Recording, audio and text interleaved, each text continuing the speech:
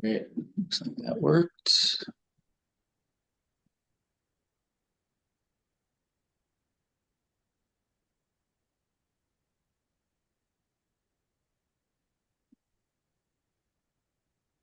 Close that now. Okay. Did this one. And Monica, did you get the recording started? Go. Thank you. All right. Good morning, everybody. Welcome to day two, Aquatic Lands Enhancement Account Technical Review Meeting. We have 5 projects to look at today.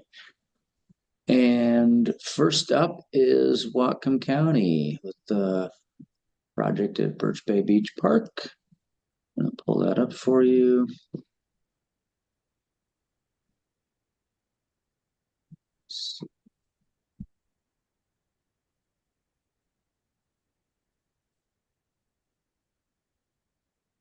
There's Rod. Rod, you said you were presenting, right? That's correct. Okay. You can see your Excuse me. video. You can see that okay? I can, yeah. Okay, great. I'm just gonna turn off my video during the presentation, pass you remote control. All right, go ahead and click on the screen, see if you can take control of that now. Looks like the mouse moved. There we go. Yep.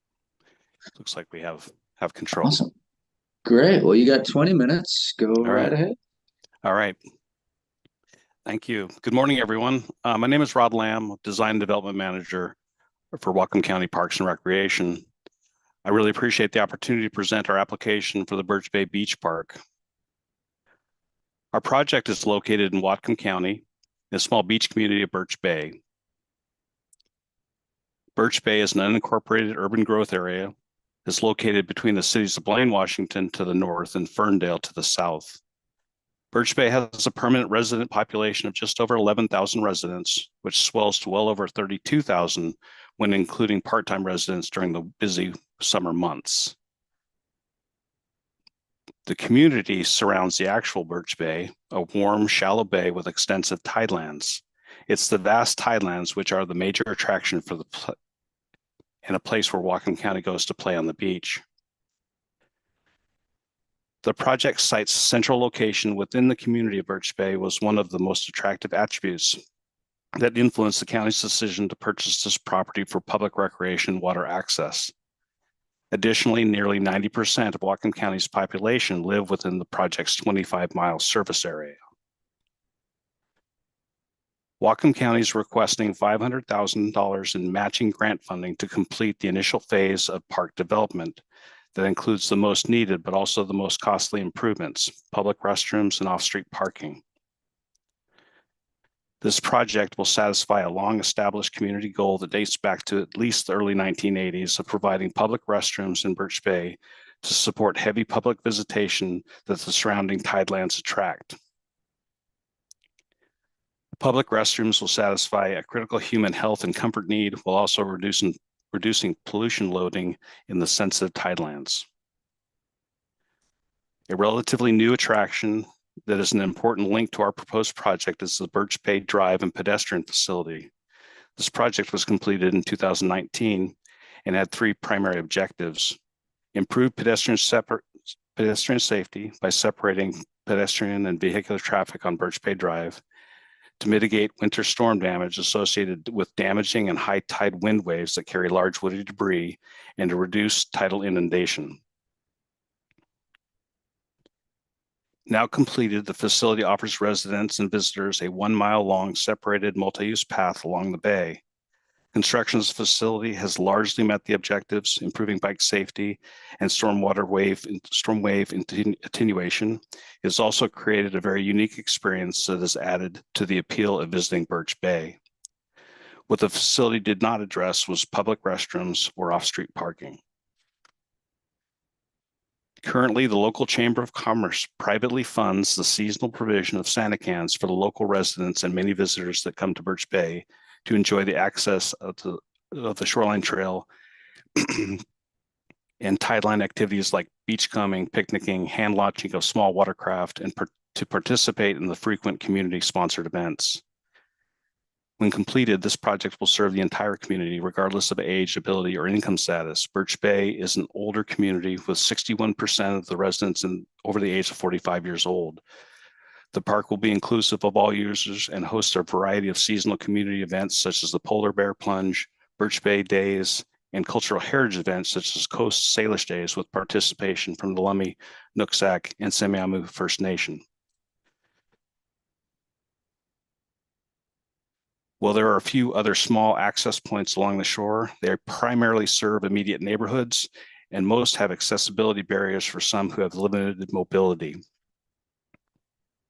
while others have no legal access onto the beach or tidelands and are relatively inadequate, are entirely inadequate for large numbers of persons seeking access to the bay. The need for park and water access in this area is well supported by local plans. The Birch Bay Park and Recreation District Plan, Whatcom County's Comprehensive Park Recreation and Open Space Plan, as well as the Comprehensive Plan and the Shoreline Master Plan. User surveys and recommendations have consistently demonstrated that providing public access to saltwater continues to be the highest priority for Whatcom County residents. Excuse me.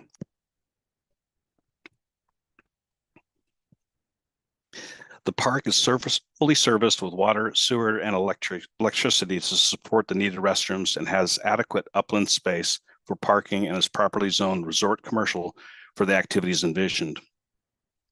With nearly 10 acres of second-class tidelands, there are many opportunities for the public to experience the waters by shellfishing and crabbing, tide and beach walks, educational and interpretive programs, birding, especially during the winter months, family walks and wading, skim and paddleboarding, kayaking, kiteboarding, and community events. During the planning process, a thorough inventory and analysis of existing conditions was completed. Being a previously disturbed site, as well as many other site characteristics, it is well suited to be developed into a site that will see increased use and facilitate water access. The level upland areas will lend themselves well to development of restrooms, parking, and other recreational elements. Details of the project's scope include 124 low-impact development off-street parking spaces, a flush toilet that is serviced by the existing sewer, outdoor shower facilities, picnic areas, roadway frontage improvements, and enhanced native landscaping. When combined with existing street parking, the project will increase total available parking for visitors wanting shoreline access by 155%. The project also includes an accessible pedestrian crossing, providing safe crossing across Birch Bay Drive for park visitors from the park to the shoreline trail. The project design was influenced by a cultural resources assessment and survey completed prior to the master planning effort. Park elements are arranged in such a way as to minimize potential impacts to cultural resources, locating areas of higher disturbance and such as parking and restroom in areas where the chances of disturbance are minimized. The estimated project cost for phase one improvements is $5.4 million. This figure comes from the work of the planning effort in 2017 and has been escalated to account for inflation both past and present. Our permitting should be relatively straightforward through the shoreline substantial development review process, although there will likely be an additional review from Public Works, River and Flood to ensure restroom structures are elevated to be outside of any potential inundation zone. No work is proposed below ordinary high water, eliminating the need for any U.S. Army Corps of Engineer permit approval. When thinking about the project schedule, we anticipate initiating final design and engineering in late 2025, probably completing permit-ready plans by the spring of 2026. Permit approval could be as early as late 2026, but could take a bit longer. Depending on that permit approval time, we anticipate construction would take approximately 1 year. Therefore, a conservative estimate of when the park might be fully functional and open to the public would be early 2028, hopefully, or ideally, for the Polar Bear Plunge. The project from the very beginning has been a partnership with the local community, the Chamber of Commerce, and local Parks and Recreation District. The community mobilized early and lobbied county leadership to secure the property. The local chamber has strongly supported leveraging the park to promote tourism and economic development. The master planning had a terrific amount of engagement with the Birch Bay community. Regular community meetings were conducted so individual voices could be heard and a plan that was custom fit to accommodate the unique needs of the community could be realized. I'd like to focus just for a minute on that master planning effort and especially the community engagement effort realized. Over a 4-month period, there were 6 community meetings were paired with 6 citizen steering committee meetings that shaped a community vision for the Birch Bay Park. Local community members engaged in a great deal of discussion and debate over the right balance of recreation space versus areas dedicated to parking. And in the end, I really believe that the result crafted by the community strikes the right balance that will serve Birch Bay and Whatcom County for decades. The Birch Bay Park District has committed financial resources to seed development of the facility. They, along with the Chamber of Commerce, plan to provide recreational and community programming at the facility. And we're also working with our partners at the Public Works Department and may be able to leverage county road funding to offset some of the construction costs of the parking and road entrance road because of a planned transit stop. In conclusion, approval of this funding request will result in the development of a tremendously needed community asset that will have genuine regional benefits, improving user safety and enjoyment of Birch Bay. With that, I thank you for your time, and I'm happy to answer any questions. Great, thank you, Rod. Appreciate that. That looks like a shot of the property right there. It is. That's during the polar bear plunge. All right.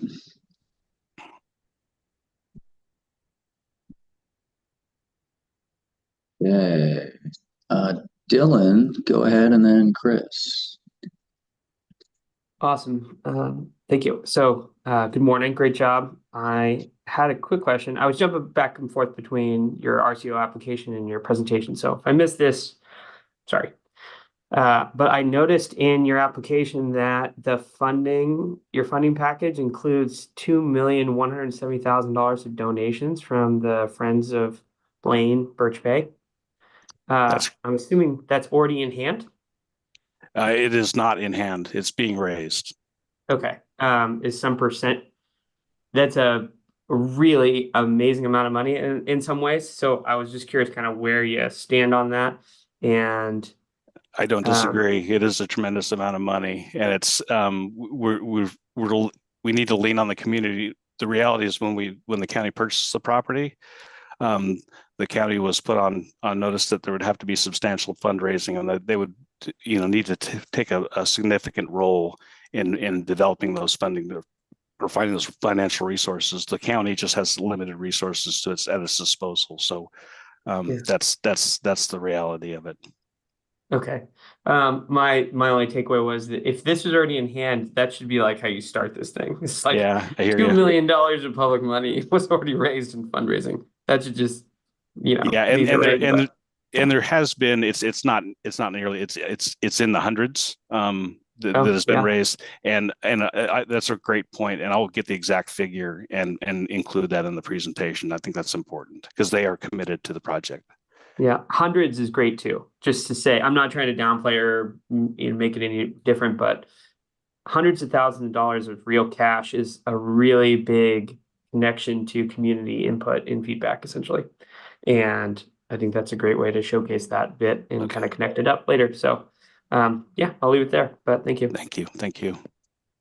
Yeah, thanks, Dylan. Good point. And Rod, you may have like letters of commitment too. Maybe it's not in hand, but it's like written commitments if you get the grant, and that sort of thing, and that can all help speak to the pretty significant support. Yeah. Chris, go ahead, and then Lauren. Thanks. Thank you for the presentation. Maybe a couple questions. I think on one of the very first slides, I thought I saw what looked like a path down to the beach, maybe. Right. Whoop, sorry, maybe not the first slides. Right. Next one. There. This white line kind of heading to the south from the steps. Yes. What is that? I kind of thought it would be like an ADA path, and then I noticed you didn't mention it, so I I'm curious. It is that was that image there is what the master plan looks like in its full build out. And the accessible route to the shoreline is not part of phase one, which is Okay, why it wasn't included in the following or the follow-up slides. got it. Okay. So I guess my second question was going to be and I guess the answer you just answered it was there thought about how having some kind of ADA access down to the beach? It's in a future phase, possibly. It is the ADA access gets us to that pedestrian facility, the shoreline trail that was constructed as part of the pedestrian project that our public works folks completed in 2019, and that provides a visual access, but not access to the water's edge. The reality is that this area gets just hammered with storm events, and that particular feature may or may not actually be viable. It just given the reason they put the I have to switch back and forth. The project for a long time in my head was described as the berm because it's sort of an elevated pathway with the whole intention to sort of attenuate those large storm wind and wave events that throw a tremendous amount of debris onto Birch Bay Drive. And anything armored or hard, like we had bulkheads along Birch Bay Drive, were constantly being undercut and eroded, and then they're then cutting into the road. So the berm itself is a sort of a natural, gentle feature. So we're going to have to take a long, hard look at how we can accommodate, if we can accommodate ADA access all the way to the water's edge at this particular location. That makes total sense. I mean, it is difficult to fit that into a high energy area. It does kind of take me down the rabbit hole of like, have we thought about road relocation and what does sea level rise look at for for this site? Obviously this project is great for the community, but it's certainly not doing anything for, beach habitat, beach restoration. But again, I'm going down a rabbit hole, I guess. Yeah, the project that's being proposed is a public access point rather than a shoreline restoration. Right. Okay, thank you. Fair points, though. Thank you, Chris. Thanks, Lauren. Go ahead and then Dave. Okay, mine is more just about I do this with a lot of them, but really telling the full story of how the community has been engaged in the decision-making process. And then, I didn't see a whole lot about what led the community to say that this is a need. What are you guys missing in your community that this would provide? Additional access, additional ADA, additional recreation facilities, any kind of statistics that would kind of paint that picture of the community so that we could see the actual need for this project over other projects, maybe even just in the community, would be helpful. When you're referencing your master plan, I'm sure that they had some statistics in there about what's being offered in the community. So having that illustrated in your presentation, I think would help us understand why it's needed. Not just, we don't have anything, but, show something on that. I think that would be helpful. Okay. Thank you. Mm-hmm. Thanks. Go ahead, Dave. Thanks, Rod. It's a good presentation. I just had a question about the landscaping. It's a $875,000 item. What's going to happen there? Did I miss it? I may have missed it in the presentation. In that figure of landscaping, that was from the grant application number. Okay. That was a question. Yes. So what I did was I may need to break that down a bit better in the application. It came from consolidating some numbers that were provided in our master planning document that included items that were in the master plan costs, but I couldn't find a good fit on the grant application. So if it looked like landscaping, I would add that into into the landscaping cost. So there's quite a bit of soil preparation that needs to occur over about a 3 acre area. So it's not that number could maybe need to be, I may need to look at it a bit closer. I agree with you, it does seem a bit high, but right now it's sort of a blank slate. It's a big open turf area, and what we want to do is provide some native planting that there's a great side of it. There's also quite a bit of demolition work that needs to occur with removal of existing asphalt roads. Oh, and that would probably be part of so you remove the roads and then you put in the parking area. So basically you just remove the roads. Yeah. And then parking area and landscaping. Yep. Okay. I'm just curious. No, I need to look at that again. Thank you. I appreciate it pointing it out. Dave, there is a short list in so on the left-hand side of the review and evaluation module where you have the metrics and the costs. If you scroll down, it at least just has kind of a pick list of what's included in landscaping. So yeah. If that helps.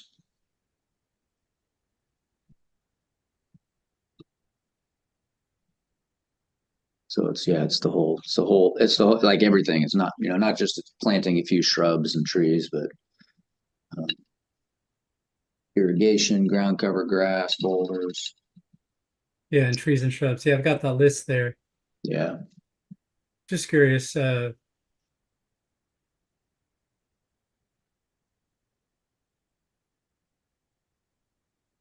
Okay, thanks. Thank you. Bailey, go ahead, and then Mike. Hi, good morning. Good morning. I wanted to say your slide on development, design, and timeline, I thought was really clear. I don't have a lot of background in some of the construction, and so I really enjoy it when the slides that overlay how you expect these things to go are clear enough for me to follow along too. So I want to kind of commend you on that. That was easy to follow. You made it very clear. And then I want to suggest something with your parking and your bathrooms. You go over them in the beginning quite a bit, but you don't ever mention whether the parking in the restrooms will be, any of it will be like more accessible for people with mobility disabilities, whether there's like ADA stalls or parking spots. And if there's not, then that makes sense. But if there are, that's definitely something to include up front. Okay. There certainly will be. Yeah, thanks, Bailey. Yeah, there's a few shown here, but yeah, it would be good to call that out that you're at a minimum meeting code, maybe you're doing more. And there's connecting pathways, and maybe I don't remember if there was some details on the bathroom, but that could be helpful. What style of bathroom you're proposing, showers and all that. Yeah, at the master planning level, it's still fairly preliminary design at this point. We sized it appropriate based on the anticipated use, but maybe we can find an example floor plan that we're looking at as sort of representative of what we're doing. We can include that. That's good. I think that's a good point. Mike, go ahead. Yeah. Hey, good morning. I had you answered a lot of questions when I was reviewing the application. There was a lot of things that popped up, but you did a really good job addressing a lot of the things like, the size of the parking lot is pretty big, but I think you demonstrated that there's a need. Just wondering if you had a parking study or some more information that could kind of, support that amount of parking. A couple of kind of design considerations. I know it's just master plan level, but just thinking about people walking from the parking lot over to the beach, if there could be a couple of like pathways that traverse through the parking lot, especially people carrying coolers and beach umbrellas and that kind of thing might be nice. And then the restroom you had talked about, I think you're in the floodplain there, and if you can't get the elevation you need for, it's conflicting with ADA, maybe consider a dry proofing or wet proofing that structure might be a consideration. Other thing would be just if you could show, I didn't know that trail was there that you talked about. That's pretty cool. And if maybe a map kind of showing that, so it's kind of, helps demonstrate access opportunities would be helpful. And then last comment was just about, again, kind of dwelling on the cost a little bit. The restroom structure there is pretty expensive at $1.5 million, and yeah, just maybe a little more information about that. Okay. Thank you.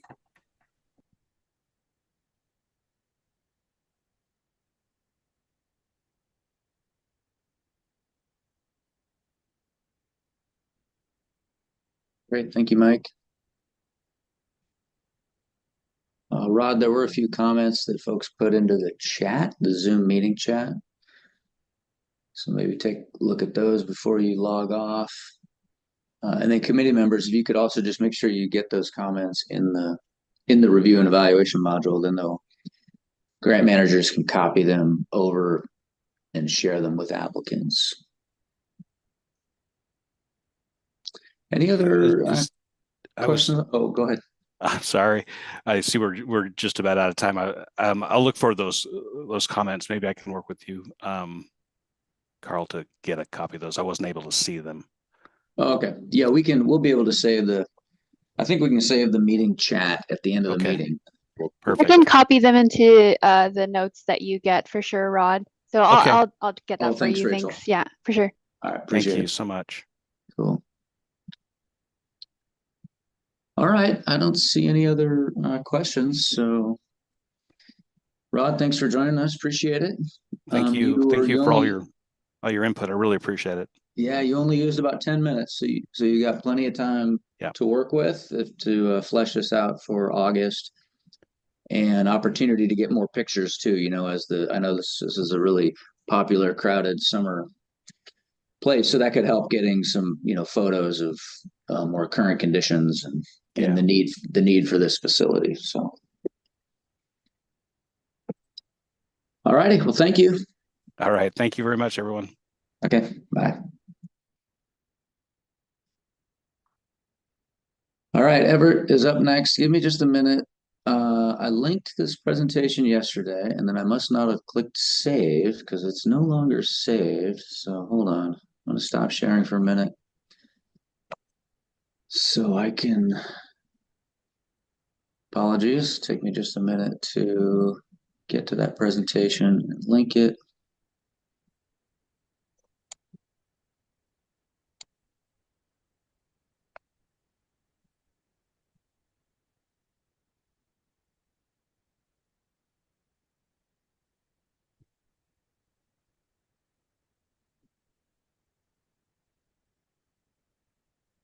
Okay, this is the Lowell Riverfront.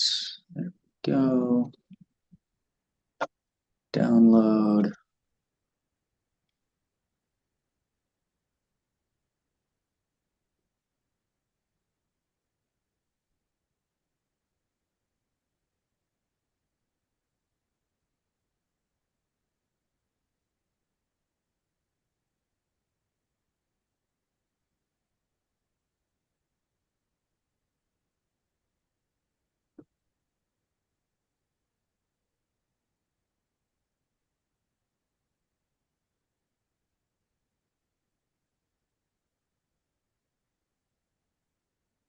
There we go.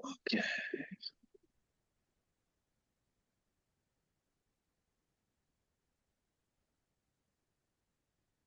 Okay, apologies for that delay. Let's see if this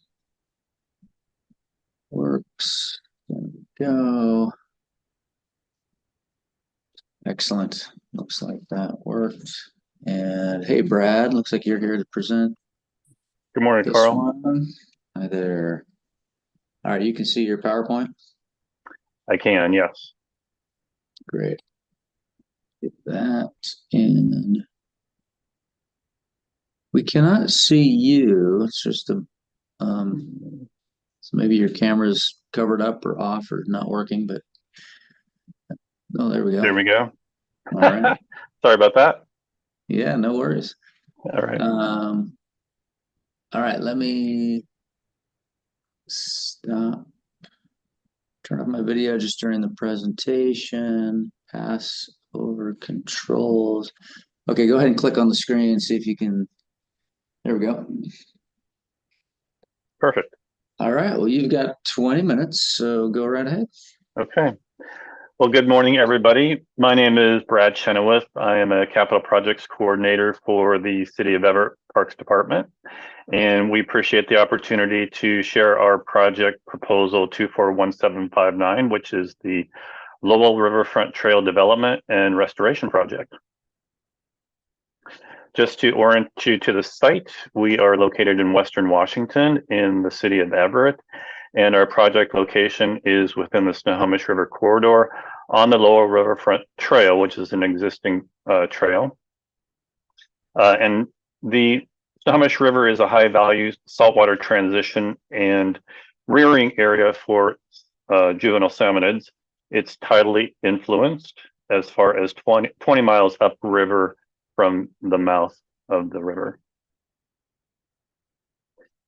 To quickly introduce you to the project, the City of Everett is proposing the Lowell Riverfront Trail Development and Restoration Project on the Snohomish River in the historic Lowell neighborhood of Everett. We're seeking an ALEA grant in the amount of $500,000 to complement our match of $944,000 for a total project budget of $1.4 million.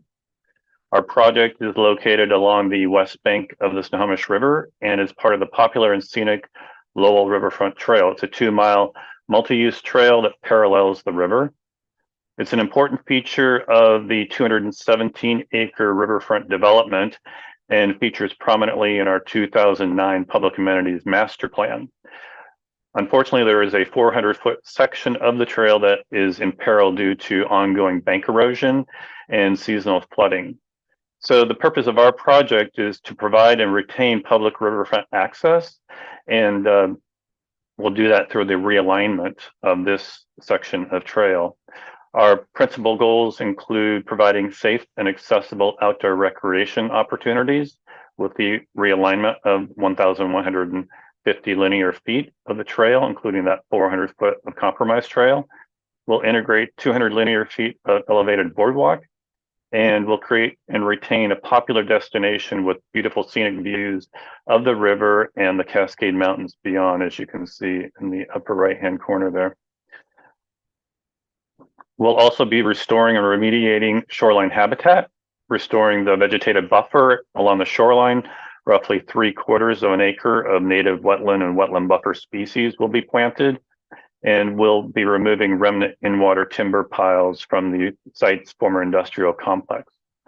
And importantly, we'll be introducing environmental, cultural, and historical education elements that will focus on the restoration and improvement of the river shoreline and its ecology, and celebrate the Native American communities and their connection to the river and the reclamation of the river from Everett's industrial past. Criteria 1, how does this fit into public access goals? Our project supports the city's goals noted in the following important planning documents. As noted earlier, 2009, we developed the Riverfront Development Public Amenities Master Plan. Our project supports this legacy plan by providing active and passive site uses and increased Snohomish River access, awareness, and viewsheds. Our 2019 Shoreline Master Plan.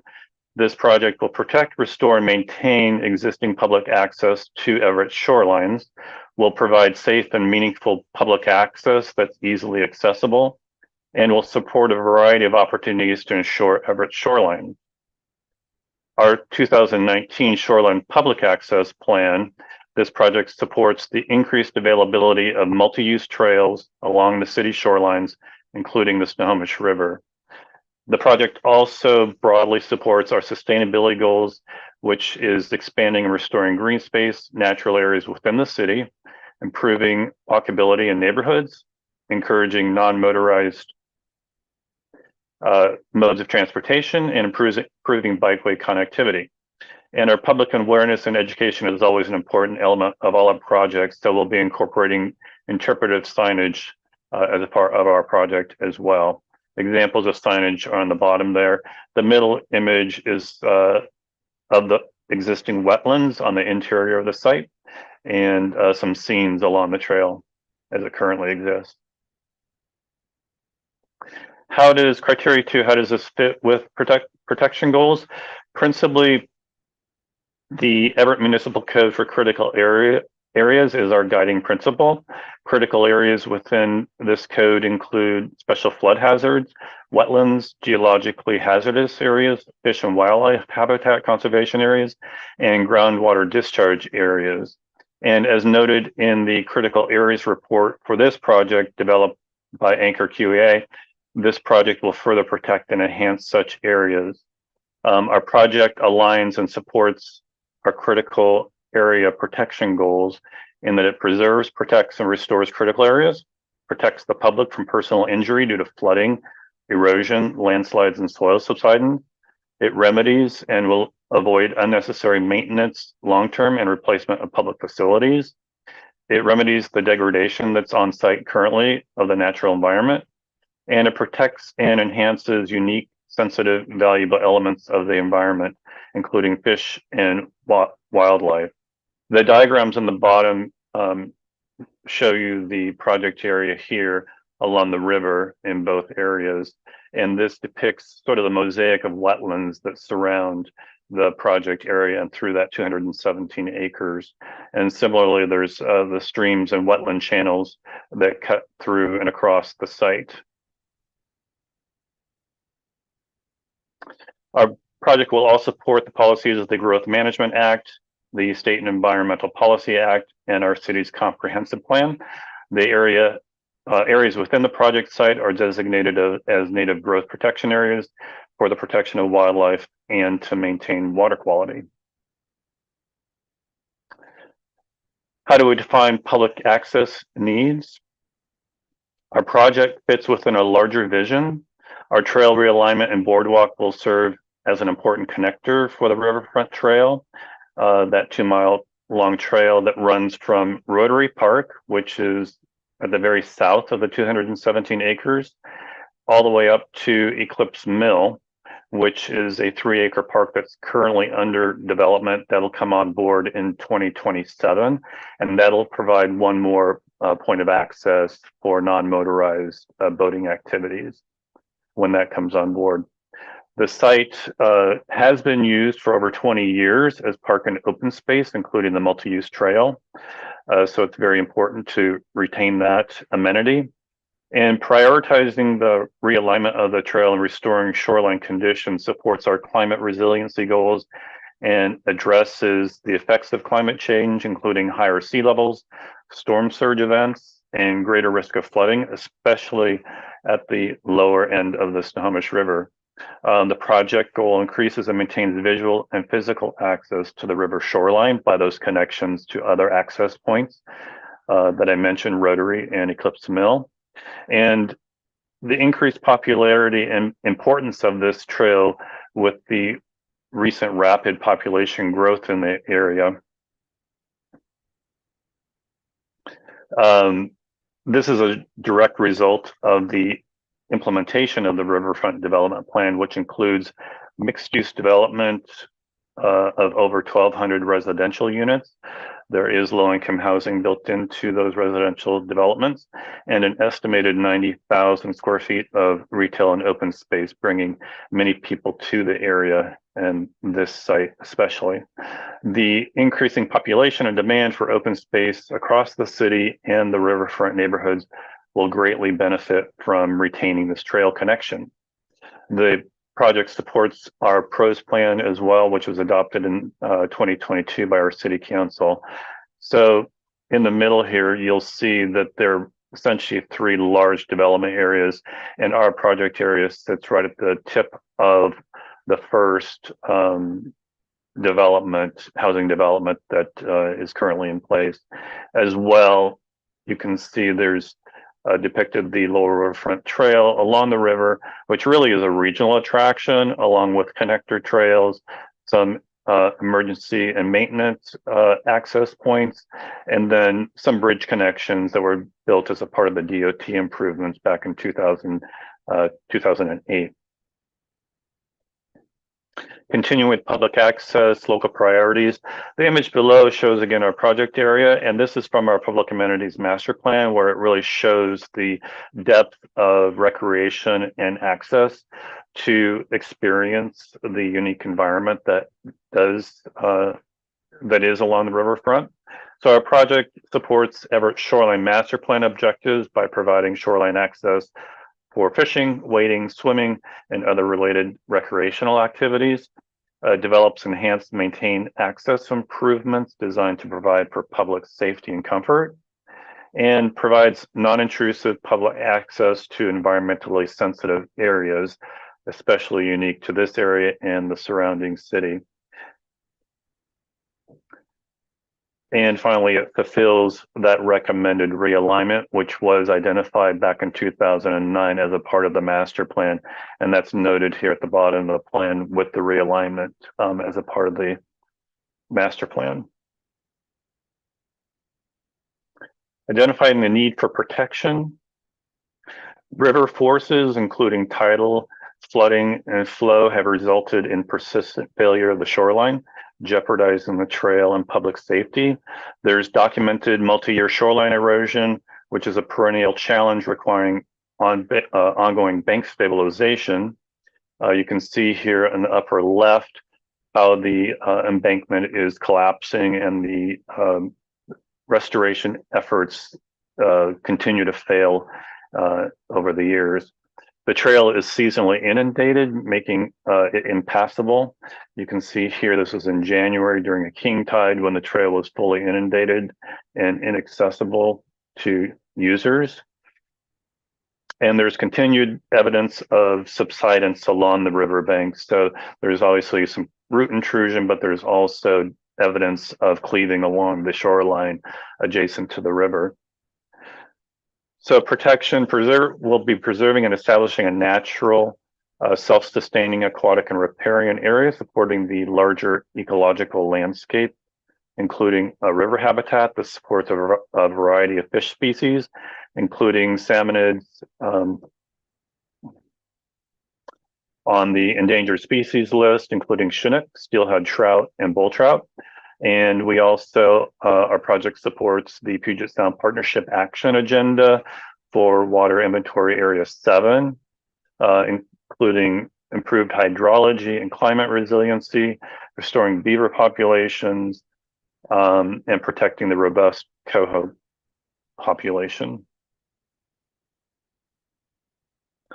Project scope, criteria 5, and public access. As we noted, the trail project site is on City of Everett property. It's located at River Mile 6 of the Lower Snohomish River and encompasses approximately 5.6 acres, including the undisturbed wetlands. This is showing here in the project area on the aerial just to the east of the Overlook Riverfront development. The eastern boundary of the site contains the west bank of the Snohomish River and is characterized by the existing trail, which runs north and south along the river. And there's many opportunities to experience the river, the views, and the activity that happens on the river itself, including rowing and boating. There's great wildlife viewing. You'll see seals there, of course, beaver in the wetland areas, bird watching, etc. It is a very popular multi-use trail. It's serving a rapidly growing riverfront district. We anticipate that growth to increase exponentially with with additional housing coming on in the next couple of years. Just this April, actually, they brought on 330 apartment units, and those are now fully occupied. So that is a new audience for this trail and amenity. The riverbank adjacent to the existing trail, as I noted, is eroding and undercutting the trail, creating a public safety hazard. So that's important for us to remedy. Realignment of this failing section of trail was identified, as I mentioned, in our 2009 master plan, and funding from ALEA will make this long-held goal possible. Criteria 6, the suitability for protection. Our project site is within the riverfront development site. It's a 217 acre amalgamation of existing wetland, railroad, post-industrial, and former landfill properties on the banks of the river. Lumber industry predominated the area for over 100 years, from the 1890s till about 1972. On the left there, you'll see some early images of the development and the enormous complex that once was on the river and on our site. The 2000 Public Amenities Master Plan outlined the intended transformation of these former industrial brownfield sites to productive urban uses, improved public access along the Snohomish River, and restoration of environmentally sensitive areas within the site. So our trail realignment and boardwalk project will offer recreational and educational experiences unique to the Lowell Riverfront Trail. It's an important part of our history, and it has quite a story to tell. The shoreline remediation work will reduce impervious surfaces, remove invasive species in the wetland, introduce native wetland and wetland buffer species, and remove those remnant piles, providing a net benefit to the ecology of the site.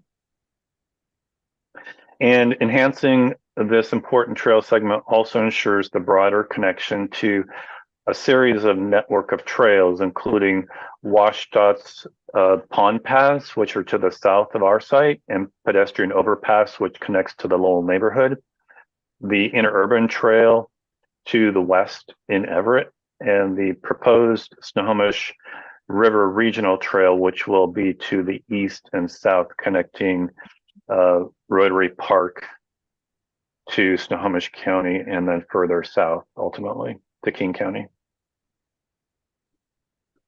Looking at the development design, on the right upper is our plan for the site. The budget is 1.4 million and is based on the engineering services led by KPFF.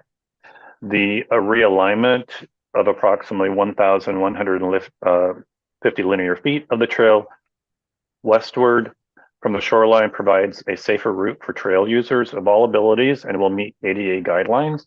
And just to show you on the plan here, this green segment and this ghosted segment is the current alignment of the trail. The new trail will be a combination of elevated boardwalk and asphalt, providing continuity of surface between new and existing trail segments, and a long-term solution to the trail degradation. That new alignment starts here at this trailhead, follows essentially a former rail bed. It will pass over at the southern end of the wetland complex and then reconnect, rejoin the existing trail. The 200 linear feet of the elevated boardwalk, which is shown here in the left call out, will be a combination of steel beam construction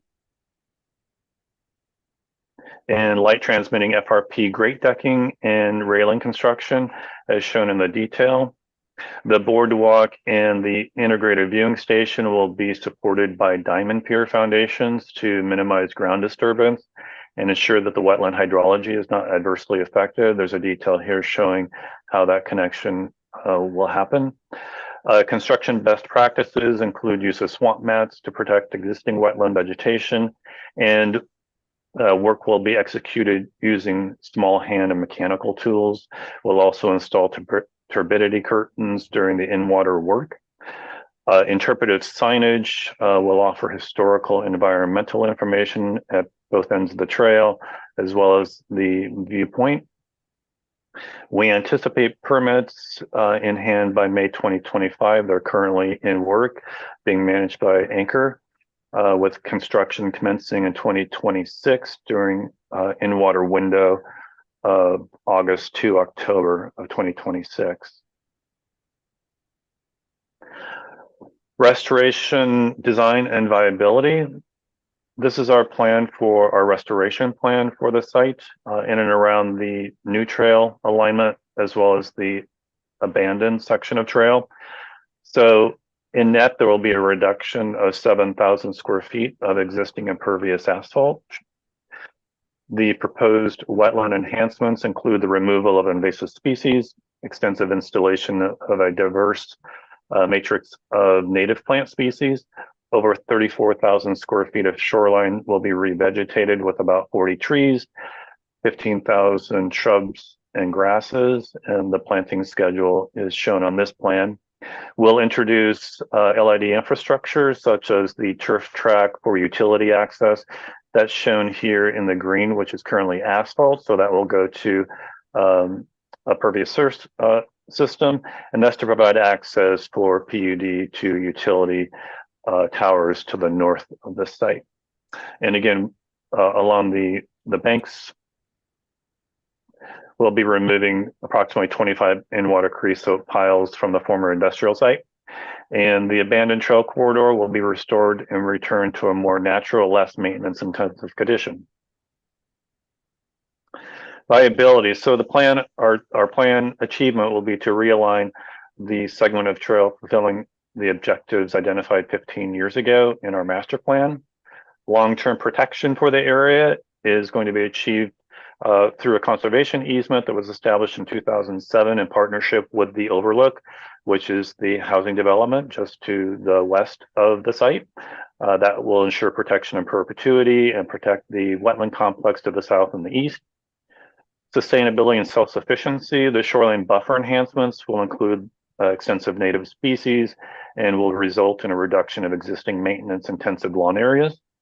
And monitoring and long-term maintenance will be achieved through the City of Everett Parks and Facilities staff in partnership with community-based engagement, which currently includes Green Everett, longtime volunteer group, the Homeowners Association, both for the Overlook and the towns, and we look forward to developing additional partnerships as additional housing and apartments come on board with those communities, as well as the Lowell Neighborhood Group, which is a very active group within the neighborhood.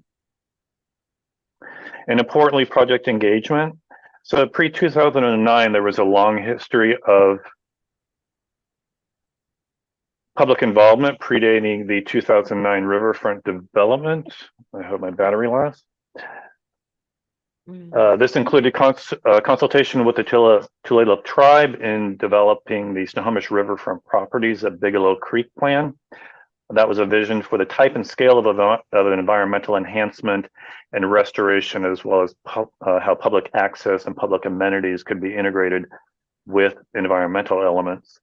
In 2007 to 2009, the planning process further advanced with continuing public outreach. That was performed by McLeod Record, who led the design efforts for the master plan. Following an in-depth analysis of the site, city reviews, and the evolution of the private developers' planning concepts, a draft master plan was presented to the public in October 2008. That draft plan was well received, and the planning team was authorized by city staff to move forward to refine and organize the many elements of the draft plan. With our project, we plan to continue that tradition of community engagement. We are conducting and have conducted project site walks with community members who live in and around the area with our project team. We are working with volunteers with work parties to create that important ownership that ensures success of any project such as this. Also volunteers.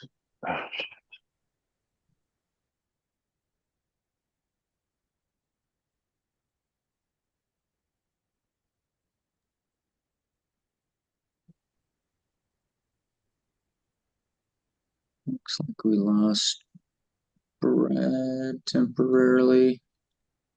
So I think he mentioned about his battery. Yeah, something about his battery going. I don't know if it was a laptop or we'll give him a second to come back.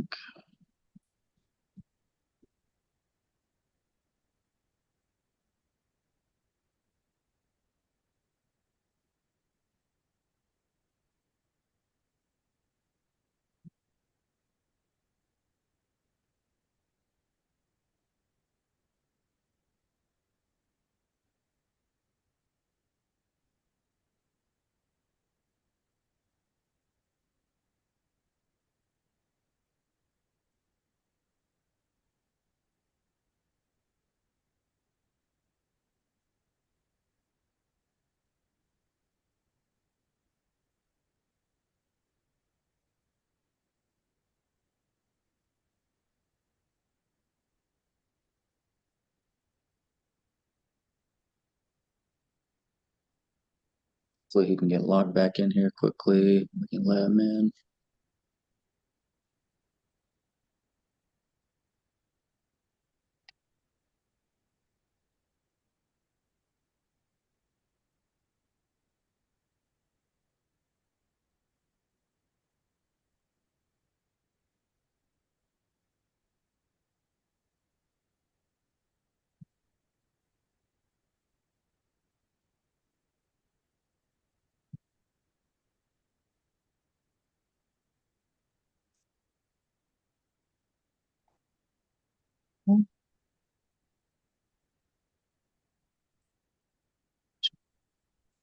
See if he reached out.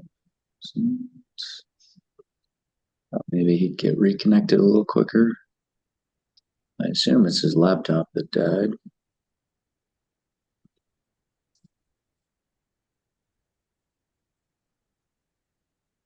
Well, he was almost done. Last slide.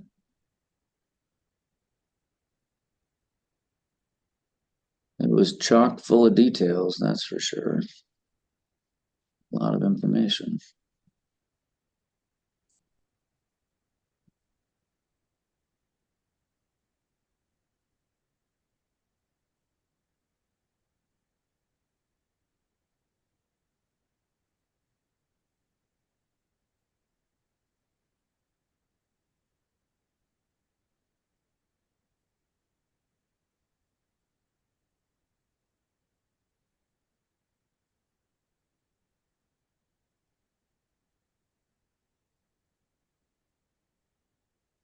Well, no email. He's not answered Rachel's.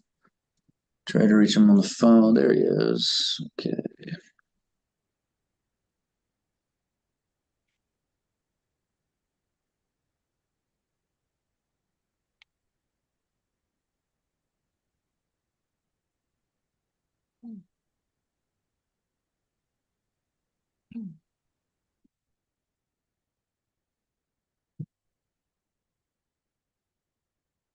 Trying to get him back into the meeting.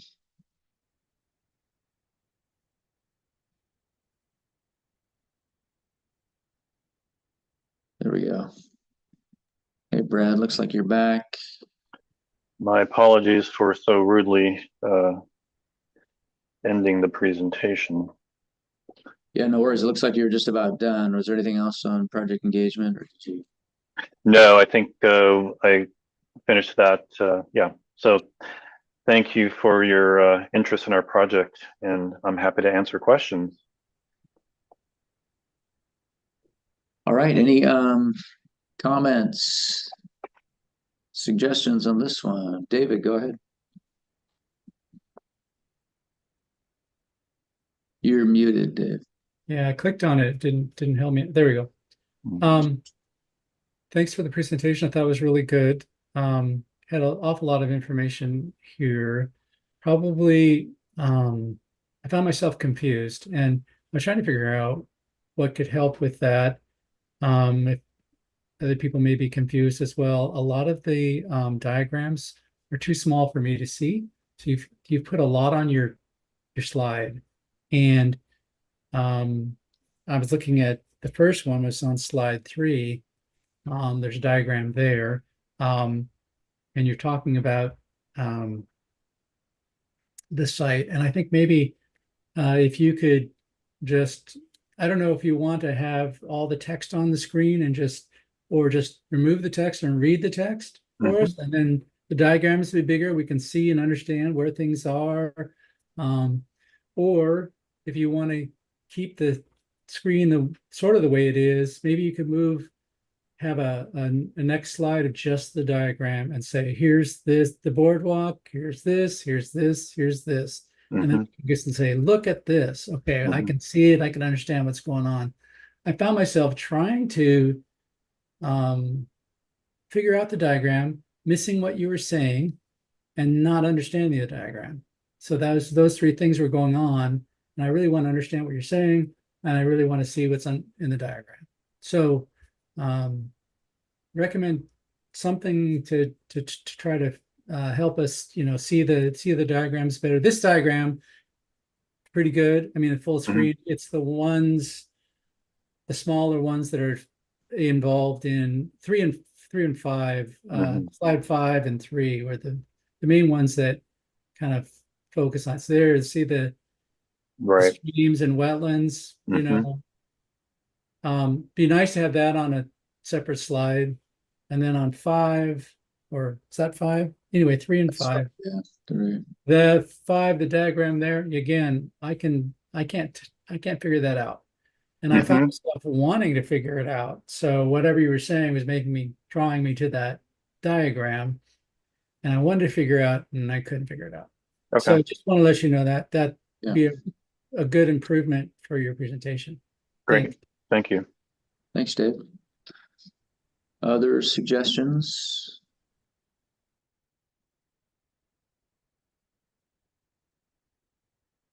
Mike, go ahead. Yeah, I was just going to say, just kind of piggybacking on Dave's comments, but I think he spent a lot of time justifying the project. I think the key elements are that waterfront access master plan, and then I think, you know, kind of hitting on that, and I think it would be helpful to walk us more through the trail experience.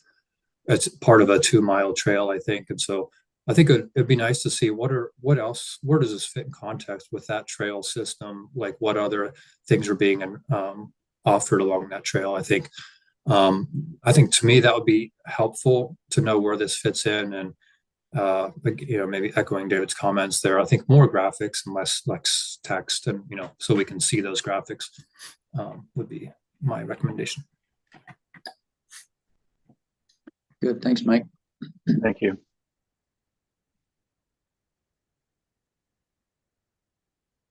Other thoughts on this one?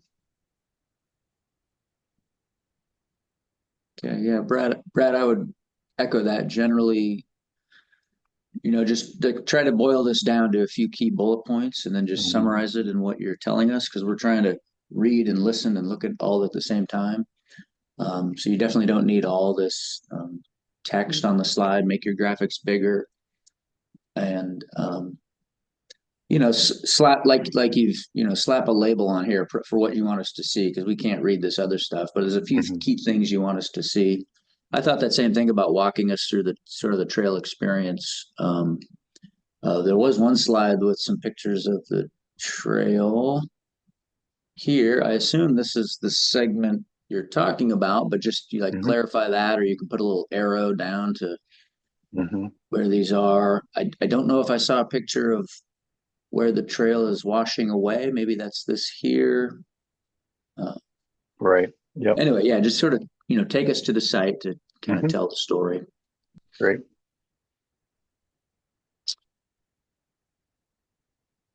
All right. Thanks, Brad. Thanks, everyone. Thank you, everyone. Appreciate your time. Okay. Bye-bye. Bye. All right. Quick break. Let's come back. Was it 10:07? Let's come back at 10:20 if that works, about 13 minutes. And then we'll wrap up. We'll get the last 3 projects before wrap-up discussion. So see you at 10:20.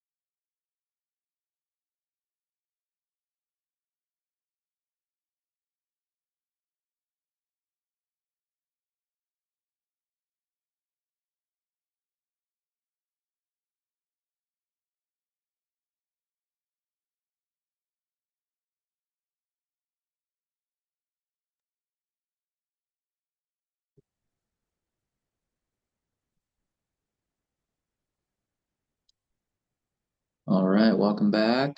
Good morning, Sue. Good morning.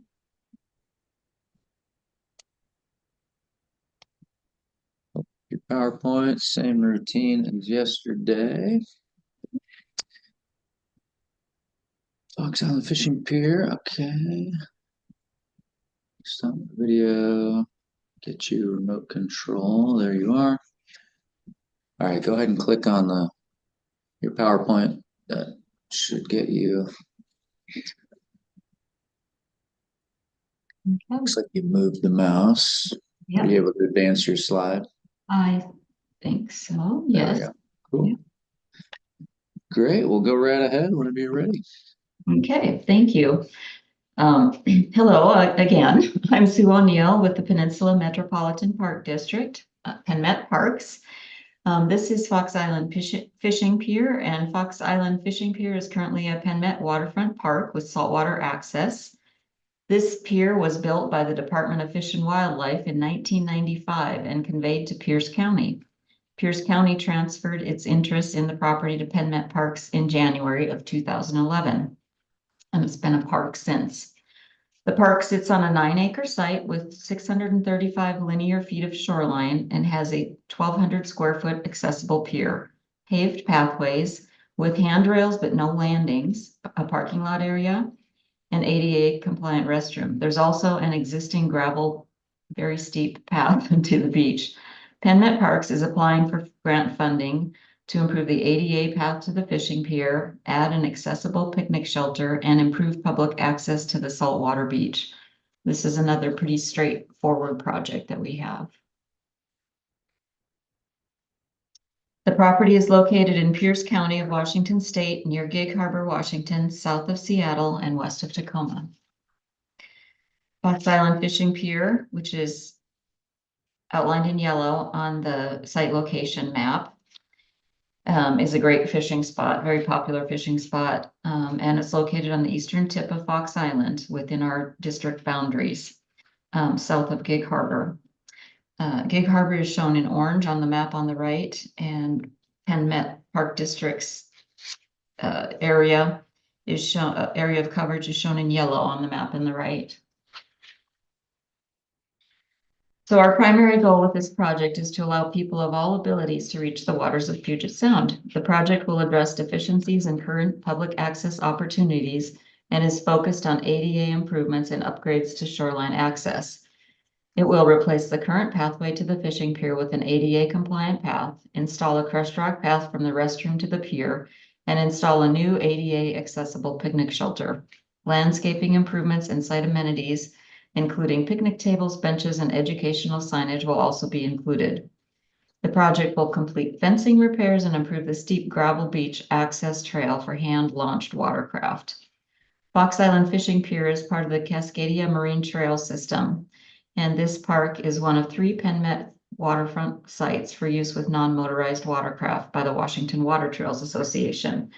And the association volunteers constructed the kayak rack for storage on our site. Evaluation criteria 2, fit with protection goals. I'm not sure if this is actually one that I was to address in this or not, but project improvements will be designed to be compatible with the physical features of the park site and will not impact the beach and aquatic areas of the park. Environmental benefits of the project include continued protection of this natural area for public use and continued maintenance by PenMet Parks. The project will include the removal of invasive species in the project area and reestablishment with native plants. Interpretive and educational signage will be included to increase park users' awareness of aquatic lands and measures to protect it. And this is just a quick slide that shows the 15-mile radius of water access facilities, and our sites are identified in blue. This project is identified in our PROS plan. Saltwater access was the #2 community priority identified in the plan. This project meets PROS plan goals to deliver high-quality parks and recreation facilities and to provide equitable access to recreation facility. Our district serves over 40,000 people within the district, and our parks are often visited by those outside of the district, including Gig Harbor with a population of over 12,000 and the city of Tacoma with a population of over 200,000 based on the 2020 census. The primary goal of this project is to fill a gap in our services by constructing new and improved ADA compliant facilities, providing much improved access, ADA compliant access to the fishing pier, and a sheltered accessible picnic shelter. Opportunities for park users with mobility issues to enjoy saltwater access is very limited, and this project is specifically planned to address this unmet need. The project will also improve the access to the shoreline for hand launching of watercraft, a need expressed by our community and the Washington Water Trails Association. Another goal of the PROS plan is to cultivate exceptional programs for all residents. PenMet Parks continues to develop a diverse program portfolio, including a variety of outdoor programs for all ages and needs. Improvements at Fox Island Fishing Pier Park will help fulfill the need for making outdoor environmental education available to users of all ages and abilities. Programs include the Harbor Wild Watch Salish Sea Scientist Camp, where campers visit different PenMet waterfront parks while learning to care for these unique habitats. We believe providing education about the local environment inspires the community to protect it. We also offer Junior Explorers and Eco Explorers camps and programs for adults and active seniors, including beach walks. Happy Feet and Traveling Trails is our specialized recreation inclusive program for eager walkers of all abilities. Traveling Trails guides participants through accessible and locations. Fox Island Fishing Pier Park sits on a 9-acre site with 635 linear feet of shoreline and has the 1,200 square foot accessible pier and abundant sea life. The project will comply with Pierce County Shoreline Master Program policies and regulations. The project planting plan, as I mentioned, includes native plants and removing invasive species in the project area. Continued maintenance and care by PenMet Parks and its park users is important to preserve and maintain this natural environment and the existing plant and animal communities. We will continue to monitor the park and beach areas, control invasive and noxious weeds, and work with Harbor Wild Watch and others who monitor the health of sea life at our waterfront parks. We also strive to follow the best available science for mitigating effects of climate change at our park properties. Project scope. Again, this project is focused on ADA improvements and upgrades to shoreline access. The project will replace the current pathway to the fishing pier with an ADA compliant path, install a crushed rock path from the restroom to the pier, and install which is an alternate route to the ADA accessible path, and also install a new ADA accessible picnic shelter. Landscaping improvements and site amenities include picnic tables, benches, and educational signage. Project will also complete fencing repairs and improve the steep gravel beach access trail for beach visitors and hand-launched watercraft. The project will fill a gap in services and expand recreational opportunities by providing an ADA compliant path and picnic area for those with disabilities and by providing improved and easier access to the shoreline. The site is very well sized and suited for the intended and current use as a water access park facility, and it provides our park users with many water access opportunities, including picnicking, wildlife viewing, beach walking, non-motorized watercraft launching, and nature enjoyment. Topography at the upland portion of the site, although somewhat challenging, allows for construction of an ADA compliant path with landings to picnic areas and the fishing pier. There are level areas available for picnicking. The water access trail provides a steep path to the beach and access for hand launching. And the beach provides ample opportunity for walking, exploring, enjoying the natural habitat. The Fishing Pier Park provides an expansive natural beach with unobstructed views. This park is popular for wildlife viewing and whale watching.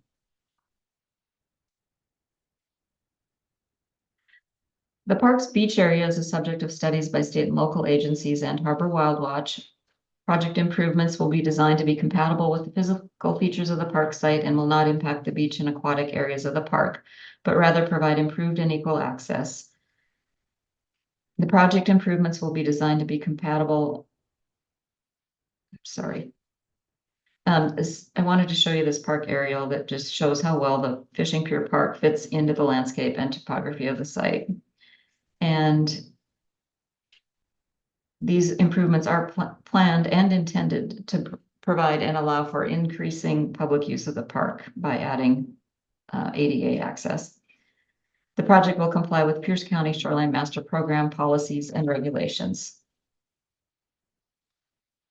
Okay, this site was developed by Washington Department of Fish and Wildlife prior to PennMet's ownership and then turned over to Pierce County, as I mentioned, who transferred it to PennMet Parks.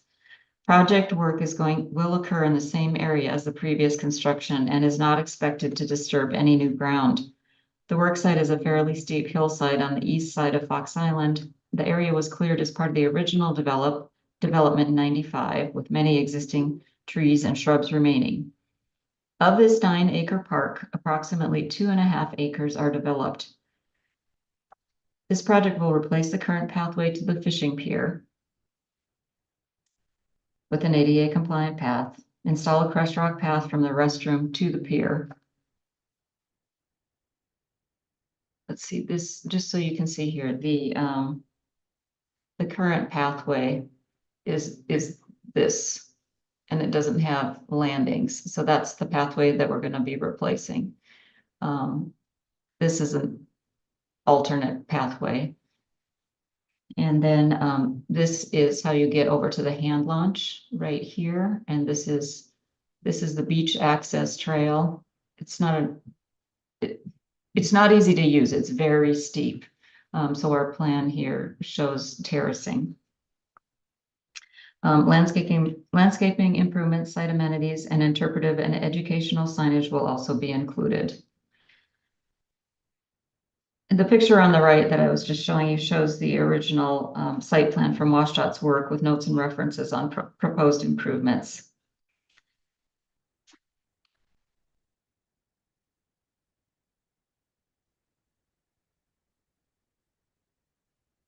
The site pathway to the fishing pier is outdated with failing asphalt in some areas, handrails that restrict movement along the path, and no landings to meet ADA requirements. The change in elevation from the parking lot to the fishing pier is 50 feet. The design will include an ADA compliant path with landings, and we are planning to eliminate the need for long expanses of handrails. You can kind of see some of the handrail here in this picture.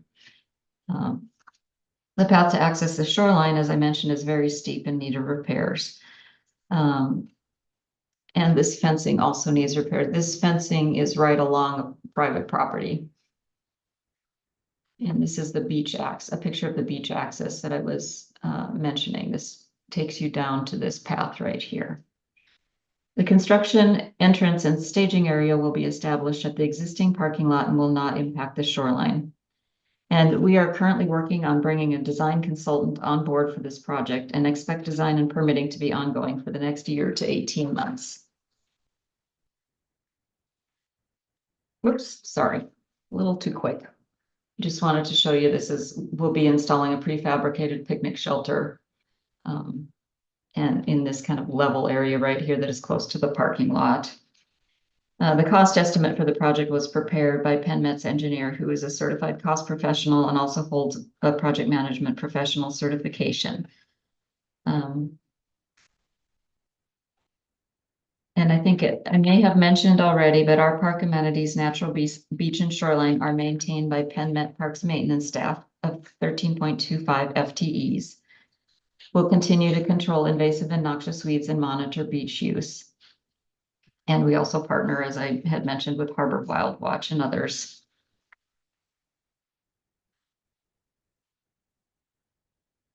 Project engagement. So PennMet Parks has conducted extensive outreach to listen and learn about our community's priorities for parks and recreation services. Feedback is reflected in the district's 5-year strategic plan and in the comprehensive 6-year Parks, Recreation, and Open Space Plan, both of which were finalized and published in 2003. During the PROS planning process, multiple outreach methods were used to generate community input, including presentations to the Board of Park Commissioners, user focus group sessions, stakeholder interviews, a public open house, and a community-wide statistically valid survey. Ongoing engagement throughout the planning process was also available through a customized, ADA accessible, and multilingual website.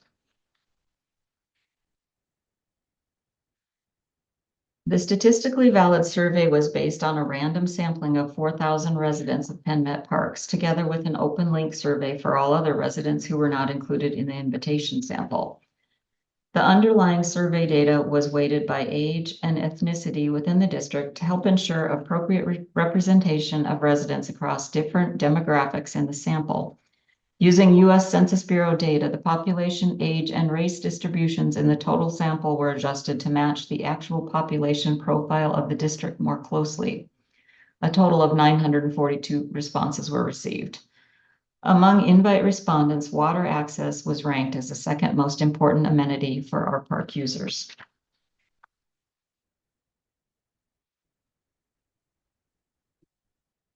We've received many letters of support for this project.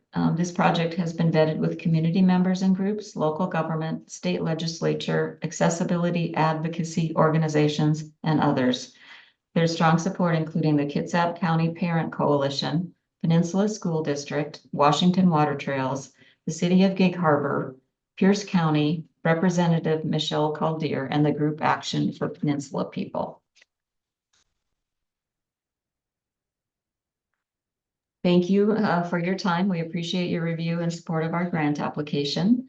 And we're very excited about this project and providing access for people of all abilities to enjoy the stunning views of the Sound and fishing from the large pier and the beach and its abundant sea life. Great, thank you, Sue. Questions, comments from the committee?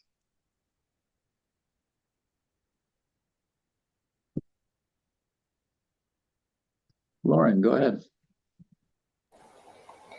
Hi, Sue. Excellent presentation. I just had a couple comments. So on the areas of like need for public access, it might be good to have kind of a balance of some of those highlights bulleted in conjunction with your images. I love the images, but really highlight some of those really important points that you're making verbally. I think that would be helpful. And then on like the project scope for public access, I think it would be helpful to show some of your ideas, even though the design hasn't been initiated yet. If you have ideas of how you want to introduce ADA elements or what types of elements your team is envisioning for this area, I think that would help us understand a little bit better what might be occurring there in the future as you do implement some of those ideas. Thank you. Yeah. And then I would say just overall, it was a great presentation, but make sure you're balancing your imagery with some of those key points and those bullet points. So you're really emphasizing the importance of all of them. Thank you. Thanks, Lauren. Go ahead, Dave. Thanks for the presentation. I thought it was really good. I tend to find myself building on what Lauren said. I tend to find myself at the very beginning of the project, like where are the things? What does this place look like? And so we're kind of focusing on the pier at the front, but then we're talking about a restroom and the picnic area. So on slide 12, you've got that photo, that overview photo. Maybe just showing that in the introduction, showing us here's the park, here's where the neighbors are, and then on slide, and once you get to the design and everything section in 6 or 7 or 6 or 8, you could zoom in there and show us kind of the close-up, and then you can show the slide 13, the development design. My only comment on this one, it was really hard to see the contrast between, I think maybe, I don't know if the contrast could be included, but I couldn't really see much at all in the box at the bottom, the pink box at the bottom. That is hard to read. Thank you. So yeah, just and all of that, if somehow that contrast, the lines could be darkened or something so that we can see that better, be great. Thank you. Thanks. Thank you. Good comments. Thanks, Dave.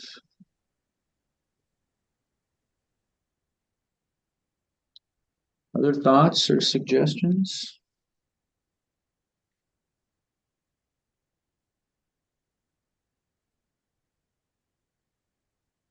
Chris, go ahead.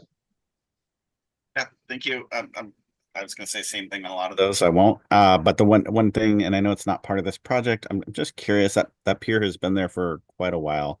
Yeah. What's the has there been any assessments on its stability or any retrofits or regrade enhancements?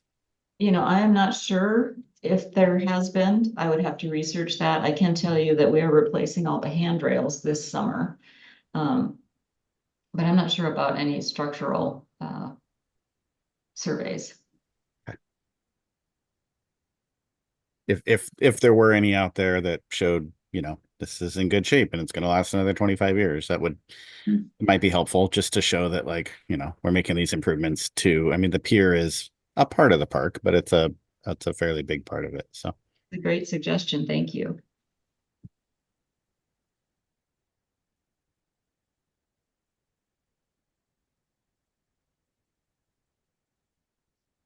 Other comments?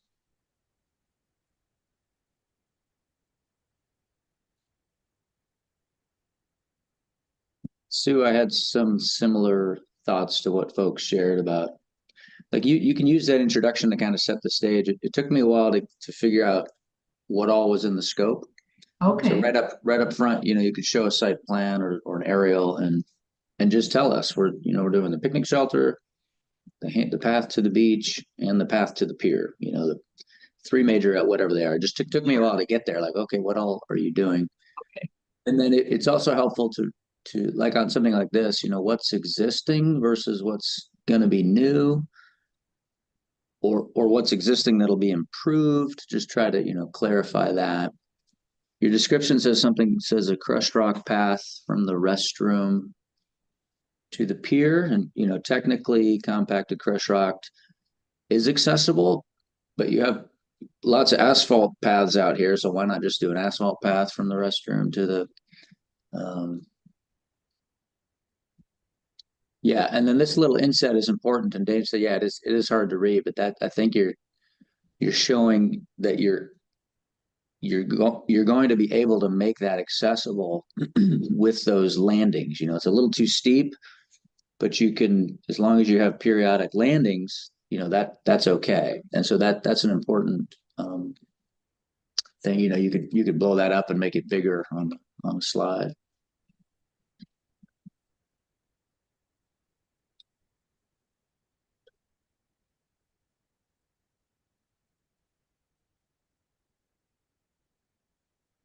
All right.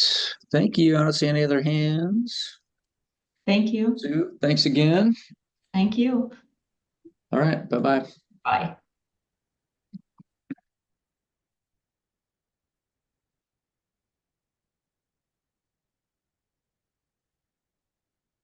Save changes. I don't think I made any changes. I'll ignore that. All right. All right, City of Paulsboro, and it looks like, I think I saw Jeff is here to present. Hey, there I am. Morning. Good morning, Jeff. Oyster Plant Park. I'm gonna pull this up. Looks like the right one. All right, I'm gonna turn off my video just during the presentation, give you remote control. Go ahead and click on the slide, see if you can give it a whirl here. Work. There we go. Hey, it's working. All right, let's go backwards. All right, go right ahead whenever you're ready. All right, and make sure I have my time right here. Is it 20 minutes that I have? Yes. Correct? Great. All right. Good morning, everyone. Hey, thanks for having me. Excited to be here to share about our proposal for the Oyster Plant Park expansion. What you're looking at in this photo, and I'll walk you through each of the slides, is Oyster Plant Park. So that is our pier that goes out there that is beloved by our community. That grass area where you see the spiral is the park. And the piece of property that we're going to be talking about is, at least in this photo, is that tideland area and a little bit of uplands. It's just to the right of the pier. And you'll see it in a couple other photos that are highlighted. But where are we? We are in Kitsap County. So if you take a look at where the star is, we're in the city of Poulsbo. We're just north of Bainbridge Island. And this is a project that is on Liberty Bay within city limits. So that little green highlighted area is the parcel that we're looking to acquire and protect for public access. Better zoomed in version. So that green highlighted area is the expansion property that we will be discussing today. Just south of that, just below that, is Oyster Plant Park. And this would be the property to expand it. Here's a better zoomed in photo, if you will, with the majority of the plot lines. So you can see where Oyster Plant Park is with the spiral. And then just below that is some uplands and the tidelands that we're talking about. And what the project is looking to do is we're looking to acquire a little less than an acre of upland and tidelands to protect it, to make sure the public has access. We want to expand the existing park to protect that beachfront access and really to stop it from being developed and sold. And you're going to hear the narrative of how this all came to be relatively quickly. This site, this beach that you're looking at just south of Oyster Plant Park, is wildly popular. This is the local swimming hole. I think every place has a local swimming hole. And this is well before my time joining the city of Poulsbo. But in summer, this is where you find families. This is where you find kids. This is where you find the teenagers. This is where people can find sun in the Northwest. And this is where they swim. And we already have amenities at Oyster Plant Park. But let's talk about, oh, come on, slide. One more time. There we go. But let's talk a little bit about this project and how it fits with ALEA. So the first thing is, if we can acquire this piece of property, and the property, and I'm going to jump ahead a little on the narrative, the current owner is looking to sell the property, and they're providing the city an opportunity before it goes to the private market. And we are very, very fortunate. I just spoke with that owner yesterday morning before I jumped on the WWRP water access presentation. And the city's looking to get funding to make this happen because we don't have the funding to make this happen. And the owner's been gracious enough. If we aren't able to secure it, well, it's going to go on the open market. And I just want to demonstrate why you're seeing these presentations and these slides. Acquiring this piece of property will allow us to expand parks and the shoreline where the public can access recreational opportunities. This beach already is used heavily and is beloved for boat launches. And you're going to see that for rowing, you're going to see that for kayaking and stand-up paddleboarding. Those same things can be launched at Oyster Plant Park, but sometimes you need more linear beach space, and that really is particular with rowing and regattas. It's a hot spot for swimming and picnicking as well. We want to protect this for generations. We don't want this to go away. We want this in our community so people have water access. That's the whole thing. It's a rare piece of property on Liberty Bay because a lot of Liberty Bay is already developed. All right. So we talked a little bit about that it is to protect from development, and or if people are going to develop it, they may restrict it because it's their property. But it's beachfront access where we run parks and recreation. So we run recreation programs, and we can work with our beach naturalists to do naturalist studies on our own property, which is wonderful. Educational classes.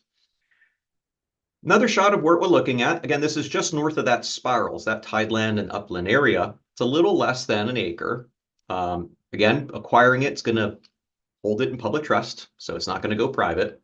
And then we may have the opportunity also. The upland area is very. Let me see if I can walk you through a little bit of the upland area. If you see that spiral in the green, look to the right of that, and you'll see a brown grassy area that's not watered. That's part of the upland. So that's privately owned, has a no trespassing sign. It can fit a picnic bench. People can use it if it becomes parkland.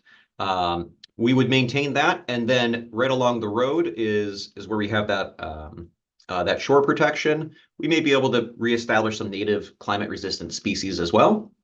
And that's really minor, though. That's not the main scope. The main scope of this is an acquisition project, not a development project. On the photo that you're seeing here, and I realize that I spell Audubon wrong, so please apologize. I apologize if there's any Auduboners here. That was my mistake. But we do have purple martin colony that's on Oyster Plant Park. So we do have wildlife that are here. And if you actually look at the news today, I just found out this morning that a local orca was just sighted in Liberty Bay by two youth who have it on their camera.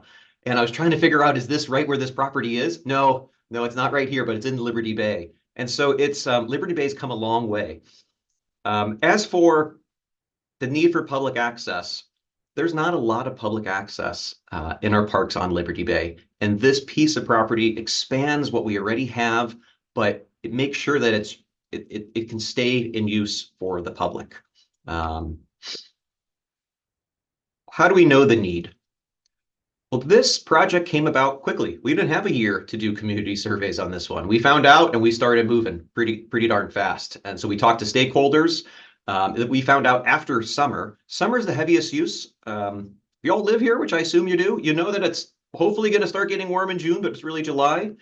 And we know how popular it is because we visit the park and we maintain the park. So we see the usage.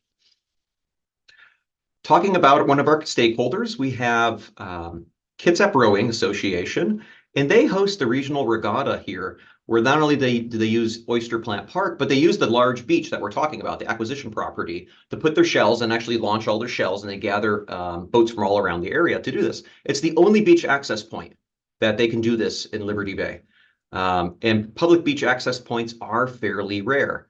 The swimming areas in Liberty Bay are wildly rare. This is the only swimming beach and public property where you don't have to go through muck or mud, which we don't want to do for reasons. Here you have a much more resilient base of gravel and small stones. As we get back into the need for public access, we talked about that it's how it's being used, just a different shot here. We also have birders with Kitsap Audubon who put up the seasonal purple martin colonies over on Oyster Plant Park. We have a beloved fishing community that's out there. And really, this is where our community accesses the water. However, it's not guaranteed because it's privately owned right now. Need for protection. The great news is that this acquisition project does align with the stated goals for Puget Sound Partnership's action agenda. It does all of this. Need for protection. Again, the owner's looking to sell it. We want to hold it. We want to make sure our community can use it for generations. If we can't secure the funds, access may be lost. We don't know what the new owner may do. But there's an opportunity, and it's an opportunity to leverage an existing park and expand that property. And we already know the use that goes there because it's that owner has allowed that. And as we get through the slides, we'll talk a little bit about the amenities that are there. But we have on-site parking, we have a restroom, we have maintenance, we have mowing. We are there. Our team is there. Our maintenance crew is already there, so they see what this use type will be. The beautiful part about this property is it expands the beloved Oyster Plant Park. And that's a very historied park that the community came together, not only Rotary, but Kiwanis, Lions, the school district. People helped fundraise and put together Oyster Plant Park. And so this builds onto that community spirit. A little bit about it. So it is a stony beach. It's we're not looking at eelgrass here. It's resilient for the use that is currently being used as and the use that we're forecasting. We're not going to change use type here. There is that small little grassy area, that brown area where we can put a picnic table, and we put some benches in too. These are low site amenities that can happen after the acquisition. What we're really primarily concerned with is acquiring it, and then we can put some easy amenities so people just have easier use of the park and can enjoy it, if you will. It's a lot of fun to see families there. And it is the teenage hotspot, actually, where everybody gets their suntan. So talking a little bit more about what type of uses, we've covered these, but swimming is one of the most popular. Beach picnicking is wildly popular with people in umbrellas, as well as their beach blankets. Fishing is ongoing. It's already there. Boating is wildly popular on our current park. This would expand that to that beach. And then we can do environmental education courses, and we have birding opportunities already on site. Again, it's just an expansion of what we have. Here's that slide I was telling you about. So if I may, I'm going to walk you through this. You will see that there is on-street parking just north of that spiral. We already have that. We have ADA access. That's also where people will park their boat, their cars, and they'll take their kayaks or stand-up paddleboards off. We also have a few extra spaces. To the top right of this slide, you'll see there's 2 cars parked there. One's not parked correctly, just so you know, looking at that. But we do have slides that parking spots there. The rest of that parking is Liberty Bay Marina. So it's privately owned. The city has about 3 parking spots. There's sort of a 4th parking spot, but our property line goes through that parking lot, and we've just been gracious working with them. Talking a little bit about the suitability for protection. Again, it's a pretty compacted site, meaning that it's durable, with small rocks into the substrate that's appropriate for the use type for swimming and boating. We expand upon the footprint. You can see it's adjacent. And there, importantly, for your knowledge, there are no other properties that we can do this here, because just south of this is the marina. We're not taking that over. This is the only adjacent property that we can do. And if we get this, and then the following owner north of that, well, maybe at some year we can start acquiring a pretty large shoreline for our community and for public access. There is nothing else like this right now, and that's why we're here. Urgency. It is urgent. I'm just going to be fair. The owner wants to sell this property, and they are great. Also, this owner's owned the property, just so you know. They even have a street named after them. They have been here in Poulsbo for ages. They have seen generations of kids and families grow up on their beach adjacent to the park, and they would love for us to have it. Donation is not on the table.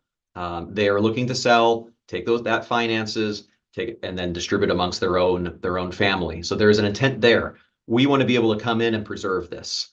Unfortunately, if we're not able to acquire it, well, we may lose it. It may be restricted.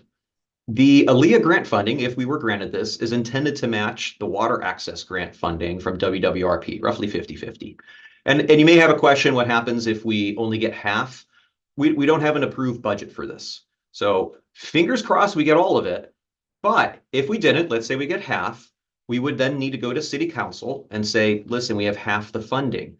Do we want to fund the other half? And if so, what other priorities are going to be shifted? Because those resources don't come from out of thin air. We would have to shift other things, and our city council would have to make a decision on that. So we're going for the whole kit and caboodle here, because we have other priorities for our community as well. Good news. Let's say we're able to acquire it and we get both our grants. It's turnkey. There's no digging. It's an acquisition project. It's ready to go. That's the beautiful part. We can add the picnic benches and the community benches afterwards. That's not the core component. The community can use this almost immediately. And then we would talk with the adjacent landowner, which is to the left of this picture, and just ask, do they want us to sign where the private property starts? That currently doesn't exist on the beachfront. It only exists on the upland area. And that's one thing we would want to have a conversation with them. We would maintain this. We, being the city of Poulsbo, we already maintain the park. So we maintain the small little piece of upland and the tideland.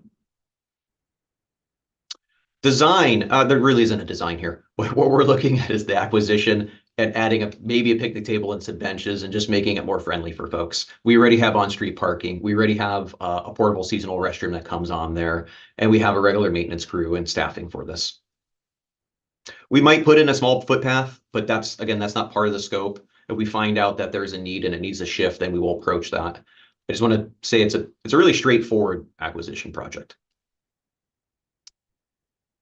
Okay, this is talking about restoration and viability. So it's expanding our existing park by a little less than an acre. It's going to preserve that public tidelands and the upland, and it allows the local community to come and actually keep enjoying the use they've had for 40+ years. And it's going to be managed, so you know, it'll be managed for recreation. We're not changing the use types. Everything that you saw and I presented today, that's what we expect is going to happen.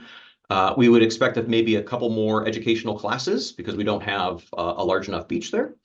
And we really want to protect the water access and those upland areas. Engagement.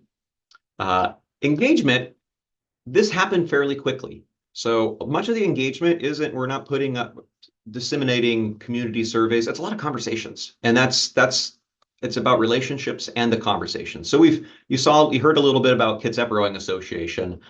Their vice president actually called me to check in and see how things are going. There's also Liberty Bay Rowing that uses that beach. We've talked to our Park and Rec Commission. We've talked to City Council, and we've presented at City Council for awareness. The next steps that we want to do is also bring in the neighbor north of this. That we didn't engage. We got some good feedback, and we want to know what their thoughts are. We also want to open that door just in case in the future they also would like to sell. Then maybe we can continue this beachfront property. Holsbo, if you're not familiar, is a lovely little town of 12,000 people. We're known as Little Norway. And that's how we've really talked to folks. And with that, I think I'm actually ending a little early. And I'm okay with that. Hopefully it's a straightforward project, and I'm here for questions and suggestions, please. Great, thank you, Jeff. All right, Heather, go ahead. Yeah, thanks for that presentation. It seems like a really amazing opportunity for the city. Just looking at your budget, it seems like a really reasonable price tag for the property. Just wondering if you've already had it appraised. I didn't see a budget breakdown if you haven't had it appraised already. I'm just wondering if that's in your budget here for the grant, or what that looks like. So we have not had it appraised, thank you. And for some reason, I don't have my slides in the budget. So the total cost of the property with that we're estimating and going through the fees and a little of the servicing is roughly $135,000. So we're asking for, you're gonna have to pardon me in my math on this one right now. I've only had one cup of coffee, 67,000 and change for each of the grants, roughly. So that's what we're asking for. We are going to have this appraised to make sure because we can only pay the fair market value of this. And that is the next step. The first was to get through all of this, and then before we finish the submission, the final one, we'll have that in there. Okay, thank you. Also, just kind of wondering if you have a contingent purchase and sale agreement with the landowner, just to kind of secure that if and when you do have funds. No, we don't. No, a handshake agreement. Yeah. Okay. It's a longtime family that he's got my cell phone saved. he just called yesterday. They're good. They're good people. They just, they have their own goals, but they're providing this willingness because they know how much the community loves the property. But we don't have anything that we haven't submitted already through Prism. They know that we're doing this. Great, thank you. And then I don't know if Carl can confirm, but didn't seem like you needed to do criteria 9, the restoration. That wasn't in our list on Prism, at least. So correct, yeah. And Jeff, your grants manager will work with you to clarify. There's some of the criteria get a little confusing in ALEA because there's so many different combinations of project types and program purposes, but we can help you figure that out. But yeah, you only need to respond to the questions related to acquisition projects, not the development or restoration related questions. So we can help get that cleaned up. Thanks. Bonus slides. Yeah, exactly. Brittany, go ahead. Yeah, great presentation. I think you really made the case for especially like the urgency and viability of this project. I'm just thinking, as a mother of small kids, this is really close to a road, and I see that the other park is kind of blocked by some parking spaces. I'm just wondering if, like, after acquisition, you might want to put in a fence there. I don't know how busy the road is, but I'm just thinking maybe for safety reasons. Have you thought about that? So that road is you can see a little bit in this picture. So it's sectioned off see the little pedestrian in white. There's a white line on that south part of the road. So that's the walking path. Earlier on this road and Fjord, actually one of the entire lanes is blocked off, but we're not there yet. There is intent down the road to potentially take a look at how we can build a really nice waterfront corridor for public access. But those are in such high level of discussions. To your point about access, though, that's why I'm not sure on the footpath. I just threw that out there as an idea. We want people to access the park and the tideline through the park, through Oyster Plant Park, because it's graded that appropriately to get down to the beach. It's wide enough to get down there, and it puts people on a sidewalk down there. I'd hate to have folks hanging out on the road, even in that little pedestrian corridor, where maybe someone's distracted and they swerve in a little. So a fence is a good idea. We can take a look at that. Okay. I mean, I know this is an acquisition project only. I was just thinking, you said you don't really have a budget for this and other competing city priorities, but that might be something that needs to go in like pretty quickly in case, you get people using that heavily. I like the idea. So Monday, when I talk to my team and our other department directors, we will chat about the fence idea there as well. Thank you. A good idea. Thanks, Brittany. And Jeff, even though it is an acquisition project, it is good to, you mentioned benches and tables, but to have just sort of a conceptual idea of what you might want to do with the property or how it might be developed. You don't need to spend a lot of time really dwell on, but kind of give us a sense. And yeah, that could be an important little safety feature along the roadway. And can I add to Carl? Carl, it makes a lot of sense when we talk to, because we haven't talked to the property owner adjacent to this one. So, to the left of the screen that you're seeing. But if they want us to sign, then we can sign on the road and near down by the beach where that delineation of public and private are. And if we have a fence, then it would be even more obvious. So these are really great suggestions from everybody. Good. Dave, go ahead, and then Mike. Just one brief comment, Jeff. It'd be helpful in the introduction just to show a map of the bay, the city in the bay, and just pointing out where the various parks are. I mean, you're making a point. You've got a unique spot here that might really help the discussion and getting that point across. Thank you. I have that in the water access slides, and I'm going to poach that and put it in this one. I agree with you. Oh, yeah. Good idea, Dave, to give us that context. And Jeff, because you are matching the two grants, which is eligible, and you're doing two different PowerPoints, you do want to pay really close attention. The criteria are slightly different and they're in different order. So make sure anyway, just details when you're finalizing your PowerPoints.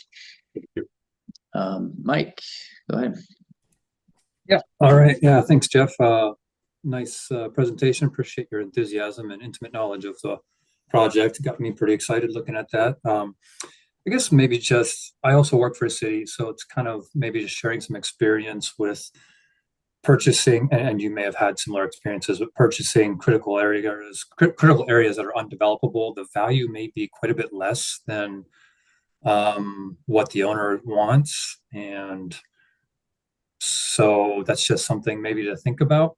We've run into that situation and running into it's kind of forcing us to look at different acquisition strategies. I did very much like your idea of developing a plan and potentially acquiring that whole beachfront there up until the bend. I thought that was a really smart idea. And I guess I wonder if at a bare minimum, you might have touched on this, but if I'm not mistaken, like the public can walk on the tidelands. And so if acquisition wasn't possible, I wonder if you could just, create access within the property you do own to get that access. So folks can, thank you for that. We are going to do an appraisal because that question has come up. We want to go through the process first, get Reese feedback, but that's the next step here.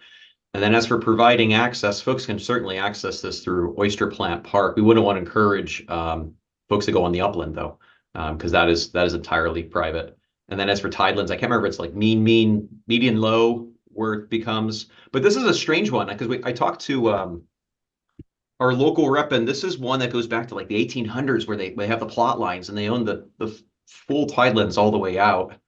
I apologize, I can't be more definitive with this. I just remember that they were surprised at how much history this property actually has. So thank you for that. Yeah, thanks, Mike. Yeah, Jeff, if you are successful, an appraisal and review and title insurance and all that will be required. And then our reimbursement is based on that reviewed value. So even if an owner is asking for more, and even if you do agree to pay more, we can only reimburse based on that appraised value. But you do not have to do that in advance. You can, and that those costs would remain eligible. But for your application, you don't have to have an appraisal in place. It would be good to maybe talk to local real estate agents or brokers, get an opinion of value, so at least you you're in the right ballpark and you're asking for enough money. And then, like I mentioned, all those incidental costs for appraisals and title and everything, those are all eligible. So you can add that to your scope of work. Your administrative costs that you're going to spend working on the acquisition. So your grant manager can help you with that too. Get those into your application. Thank you, Carl. And Henry's our grant manager. He's been great. So I should have all those in Cool. there. But I like your idea of the reason we haven't done an appraisal is the finance. You all understand how budgets are very small, and so we haven't done one yet. And the idea is, but I like your idea of talking to local real estate agents who can take a look at this and offer their input so we can share that. And then once we have the appraisal, well, that's what it is. That's all we can purchase it for. I'm on the same page. Yeah. Appraisals have gotten quite expensive, so I understand not wanting to do that in advance in case you are not successful in winning a grant. So I would also suggest on a lot of your photos to go ahead and add property lines. Like I'm not sure how far this is. It this line here, or is it right next to these boats? Where is the line? And you talked about the marina on the other side. So zoom back a little and show us that. And so you have a constraint on that side, and really this is your one opportunity now for an expansion. Great suggestion. Thank you. All right. Any final thoughts?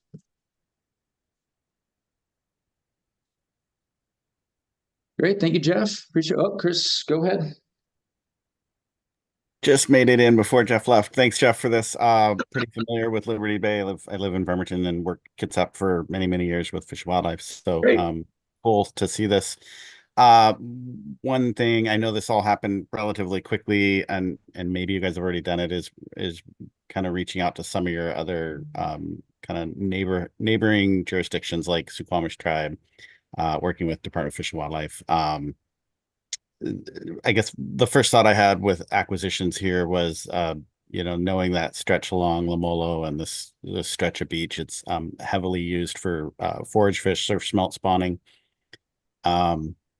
More during the winter time, so not during the time that people are typically out swimming. And then the uplands, well, it's not really much of an uplands, but the shoreline and the vegetation there, you can't really tell in this picture, but it is pretty healthy. For what it is, it's actually pretty healthy salt marsh habitat, pickleweed and different plants.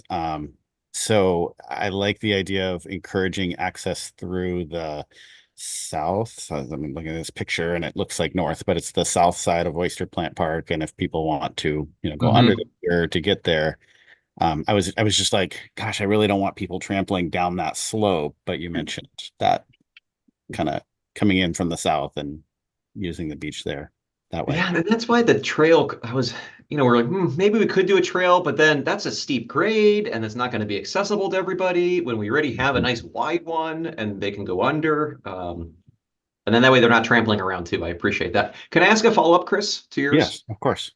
We have a moment. Are you so happy to reach out to our local tribe is Squamish? They're fantastic. And we're already talking to Department of Fish and Wildlife.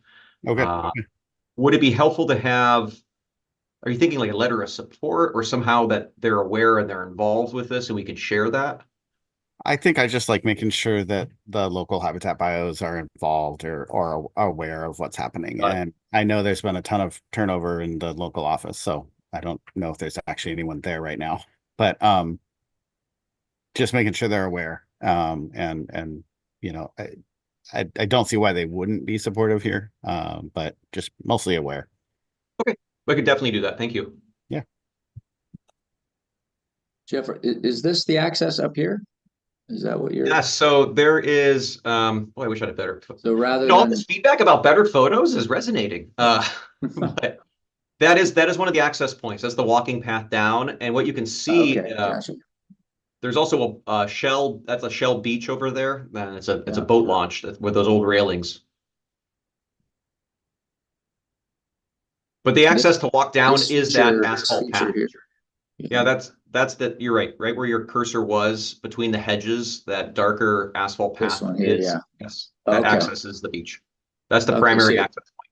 So this here is a little steep, and Chris, this is what you're saying has, good vegetation and whatnot. So, okay, I was just assuming, oh yeah, folks could just cruise right down here. It's But pretty darn maybe you steep. don't. Okay, so you're gonna, gotcha. Okay. Yeah, I would think that's 10 to 12, maybe 14 feet. The road slopes up to the left of the picture here, so Okay. yeah, it's kind of steep. I don't think I have a really good photo of the grade. I wonder if I can go out there. Thank you for that. Yeah. Yeah, you got plenty of time before August to, get some more ground shots and it's okay to just, like slap some labels right on top of your aerial photos here too to point out what's going on. So that's a good idea. Thanks again. All right. Hey, thanks everybody. Really appreciate your feedback. This is really helpful. We'll page notes. All right. See you, Jeff. Have a good one. All right, folks, we got one more. Hello, Elaine. Looks like you're presenting this one. Yes, last but not least, huh? Vashon. Yeah, the closer. Closer. All right. Can you see your PowerPoint there? I can. Let me make sure I can Great. I'll give navigate. you. Yeah, hold on. I'll give you control. I'm going to turn off my video just during the presentation. And there you are. Okay, go ahead and click on the screen. See if you can. That works. Okay. All set. Go to my first slide. Yeah, looks like it's working. Yeah, so whenever you're ready, go ahead. So the Tramp Harbor Dock is a beloved Vashon landmark. It's built in 1939 by Standard Oil to bring petroleum products to Vashon Island. It is now a public fishing pier. A renewed lease with DNR requires us to remove creosote leaching from the pilings and provide light penetration to the tidelands below. 2, the dock must be shortened out here due to the tribal treaty rights to the Point Hayer geoduck tract. Meeting these lease requirements represents one of the goals for the project, in addition to addressing structural integrity concerns, improving public access to aquatic recreation with some ADA improvements, adding beach stairs for beach access, and being true to our sustainability goal. Vashon Island is located in the Puget Sound region in Washington State. It is in King County, just to the southwest of Seattle. This map of Vashon Island shows the dock on the east side of the island at about midpoint. Vashon is the primary service area, but the dock is also heavily used by outside Asian communities during the squid season. An aerial view of the dock shows the parking and a picnic area just to the north.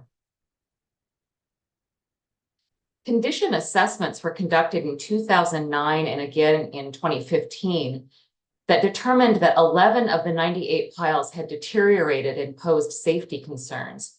Because the DNR lease requires us to remove the present dock, it didn't make sense to spend funds to repair the piles, so the dock was closed to public access.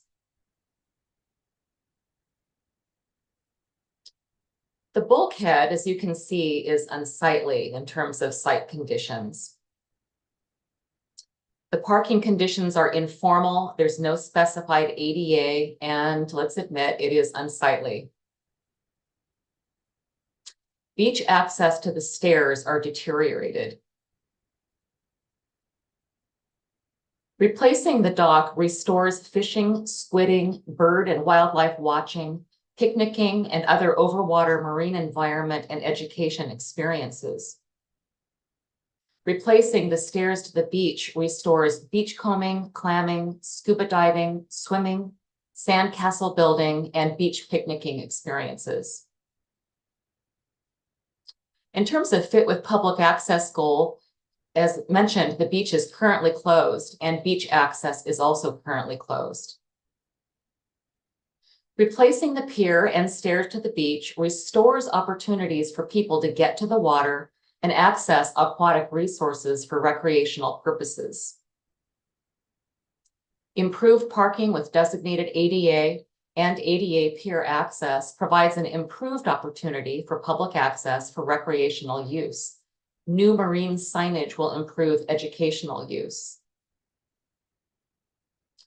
Replacing the creosote piles and the wood planking with sustainable building materials with light to the tidelands creates a pedestrian-oriented access to aquatic lands that protects the integrity of the environment.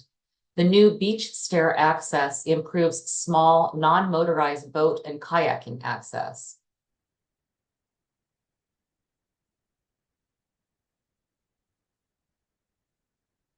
That doesn't want to move forward. Oh. Know why that won't advance. We can see it advancing. It is, so it's not on my our side. end. Oh, it didn't on my end. But you can't see it on your end. It's showing you're on slide 34 now. You skipped Oh, I'm away. on slide 17 here. Oh my gosh. How do I? Okay, that's not good. Well, let's go back.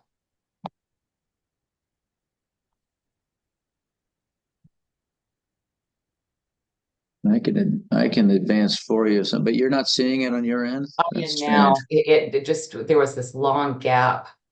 Yeah, And sometimes there's a delay. You got to click and just wait a minute. okay, here we go. This is 18. Says Yeah, now. on 18. Right. Yeah. Okay. Right. Full pier replacement and beach stair access integrates public access that is compatible with the physical features of the site, being that there are 308 feet of public shoreline. New marine education signage provides a new opportunity to educate about the marine environment. It will increase public awareness of aquatic lands as a finite natural resource with irreplaceable public heritage. And the signage will speak to the history of the site's native heritage and historical uses. Environmental benefits are many. The project protects, improves, and preserves the tidelands against toxic creosote release and the need for sunlight penetration to the tidelands below. Other environmental benefits: the piers act as artificial reefs, harboring shallow water fish. Pilings are covered with barnacles and other sea creatures that represent food for fish. The water under a pier is often calm, which attracts small fish, and these attract bigger fish. Current use prevents natural light from reaching the tidelands. This can interfere with aquatic animals' routines and predator-prey relationships. It affects plant photosynthesis. The new steel graded decking will correct this. The project supports the Washington State Department of Natural Resource creosote piling removal program that has been in place since 2007. This project will contribute to the removal of over 14,000 creosote piles to date. And that program also identified approximately 300 chemicals that has been identified in coal tar creosote. The project will reduce human exposure to creosote on beaches and will improve the quality of the nearshore habitats for forage fish and other key species. The project enhances other nearby protection efforts on Vashon-Maury Islands by DNR, including the Maury Island Natural Area, which removed 150 derelict creosote-treated piles, and the Maury Island Aquatic Reserve, which protects extensive eelgrass beds, mud flats, forage fish spawning grounds, and includes an Audubon important bird area. The project supports DNR's Science of Creosote study, which identifies environmental chemistry of creosote and also toxicity of creosote, which affects herring eggs. They have a high mortality rate, increases disease, and alters growth and reproductive function in English sole. Also, creosote affects juvenile salmonids that migrate through contaminated estuaries by reducing their growth and altering immune function. Herring and other affected species are important parts of the food web for salmon, orca whales, and birds. The project supports the Puget Sound Partnership Action Agenda goal, which states that by 2030, 95% of samples gathered across Puget Sound habitats exhibit a declining trend of contaminant levels or are below thresholds of concern for species or human health. It also meets Strategy 3, Healthy Shorelines, which states they want to remove 930 tons of creosote. The need for public access, local priorities. Vashon is an island. It's surrounded by water, and there is no other public facility like the Tramp Harbor Dock on Vashon Island.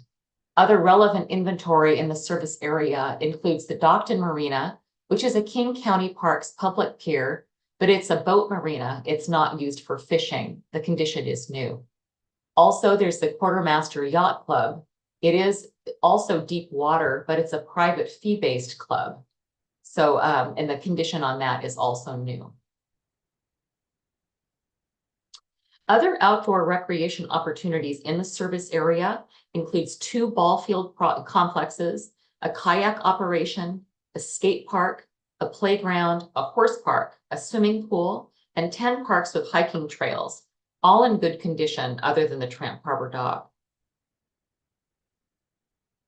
There are 8 other beach access parks where fishing is allowed on shore, but there is a gap in access and opportunity for an overwater marine environment experience for fishing, squidding, bird watching, and viewing marine life. From a 2015 survey, 40% use the dock for wildlife watching, 22% use it for fishing, but there is a myriad of other uses, including the beach, where shell fishing, picnicking, and scuba ranked high. Given its use, it stands to reason that factors contributing to fluctuations in use include weather, fishing seasons, and wildlife availability.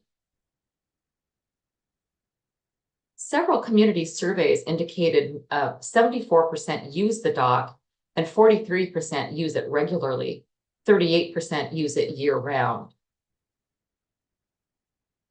A 2023 community survey helped identify the project need with a 43% priority rate. A 2017 community survey yielded 64% rating the dock replacement as average to high priority. All 3 surveys drove the high prioritization of the dock replacement project in the district's capital improvement plan within its current comprehensive plan.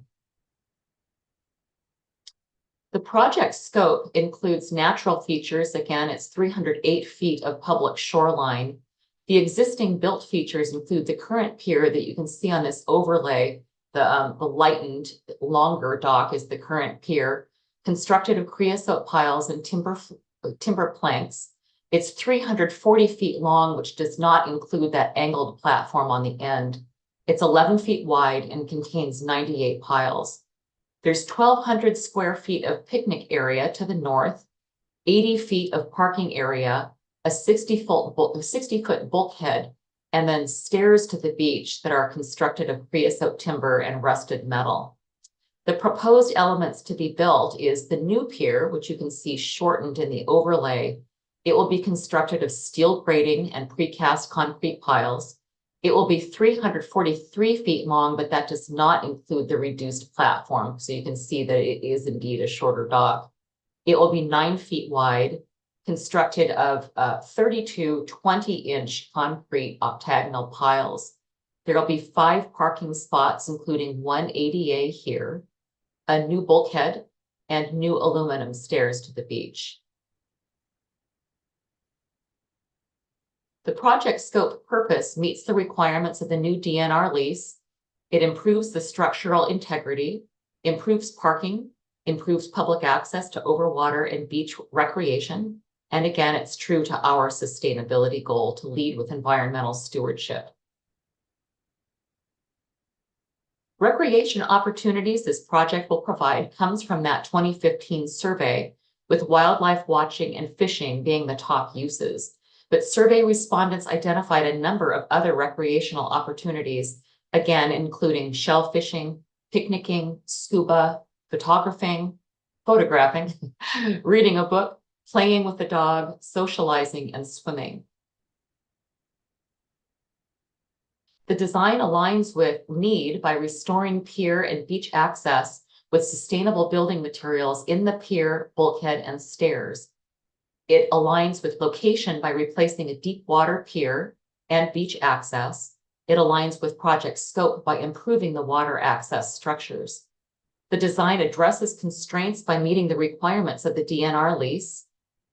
And the design provides access for users of all abilities by improving parking with an ADA spot and providing full ADA accessibility to the new pier.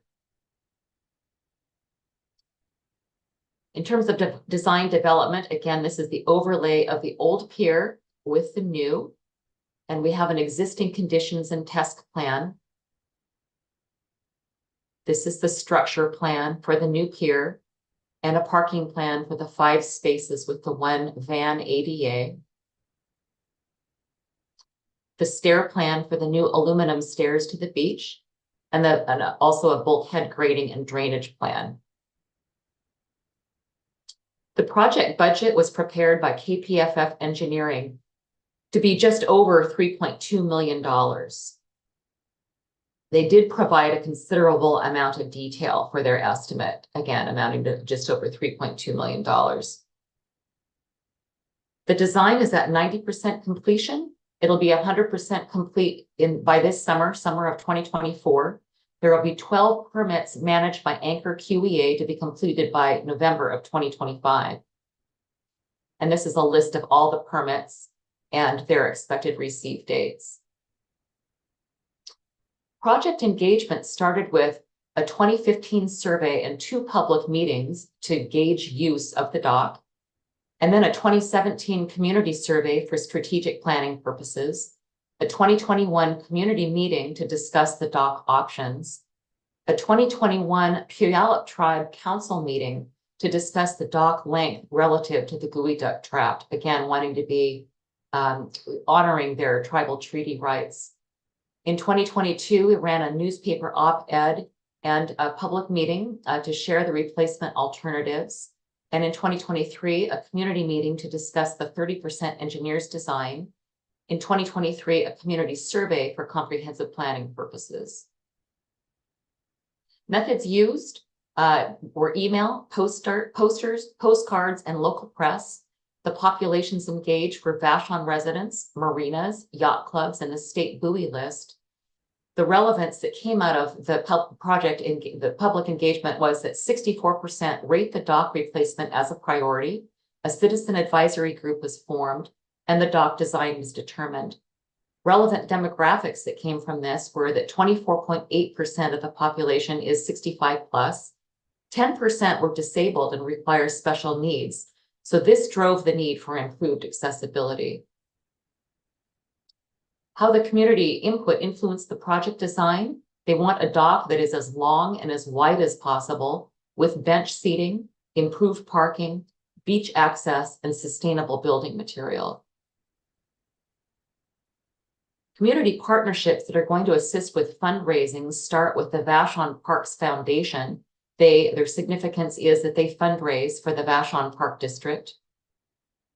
Also assisting with fundraising is the Vashon Bird Alliance. They protect birds and diverse natural habitats. And the Vashon Sportsman's Club. They advance and conserve hunting and fishing and the preservation of wildlife on Vashon. Also the Vashon Nature Center. They create transformative nature experiences. And lastly, contributing to fundraising will be the Vashon Heritage Museum. They collect and preserve the history of Vashon Island. And that is it.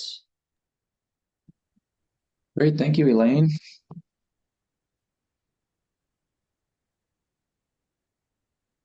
Right, questions from the committee?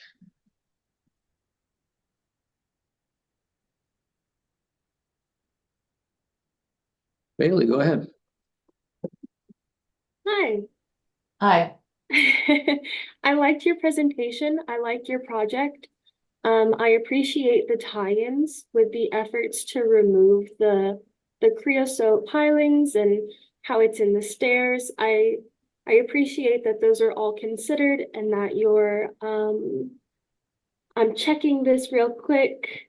Your lease renewal obligations are kind of driving this. Yes. I had a question about information that I felt wasn't in your presentation, or it could have been stronger. You list a lot of opportunities and a lot of uses for the dock. And you have graphs that are breaking down like percentage of use. But you don't actually have any data on the community use itself. So how many people are showing up? I noticed you have 5 parking spots. So is that going to be enough? Are you expecting a low amount of use? Is this a high use area? And I'm wondering if you could include, you have the 2015 survey that was done in the 2 public meetings. Just how many people answered the survey?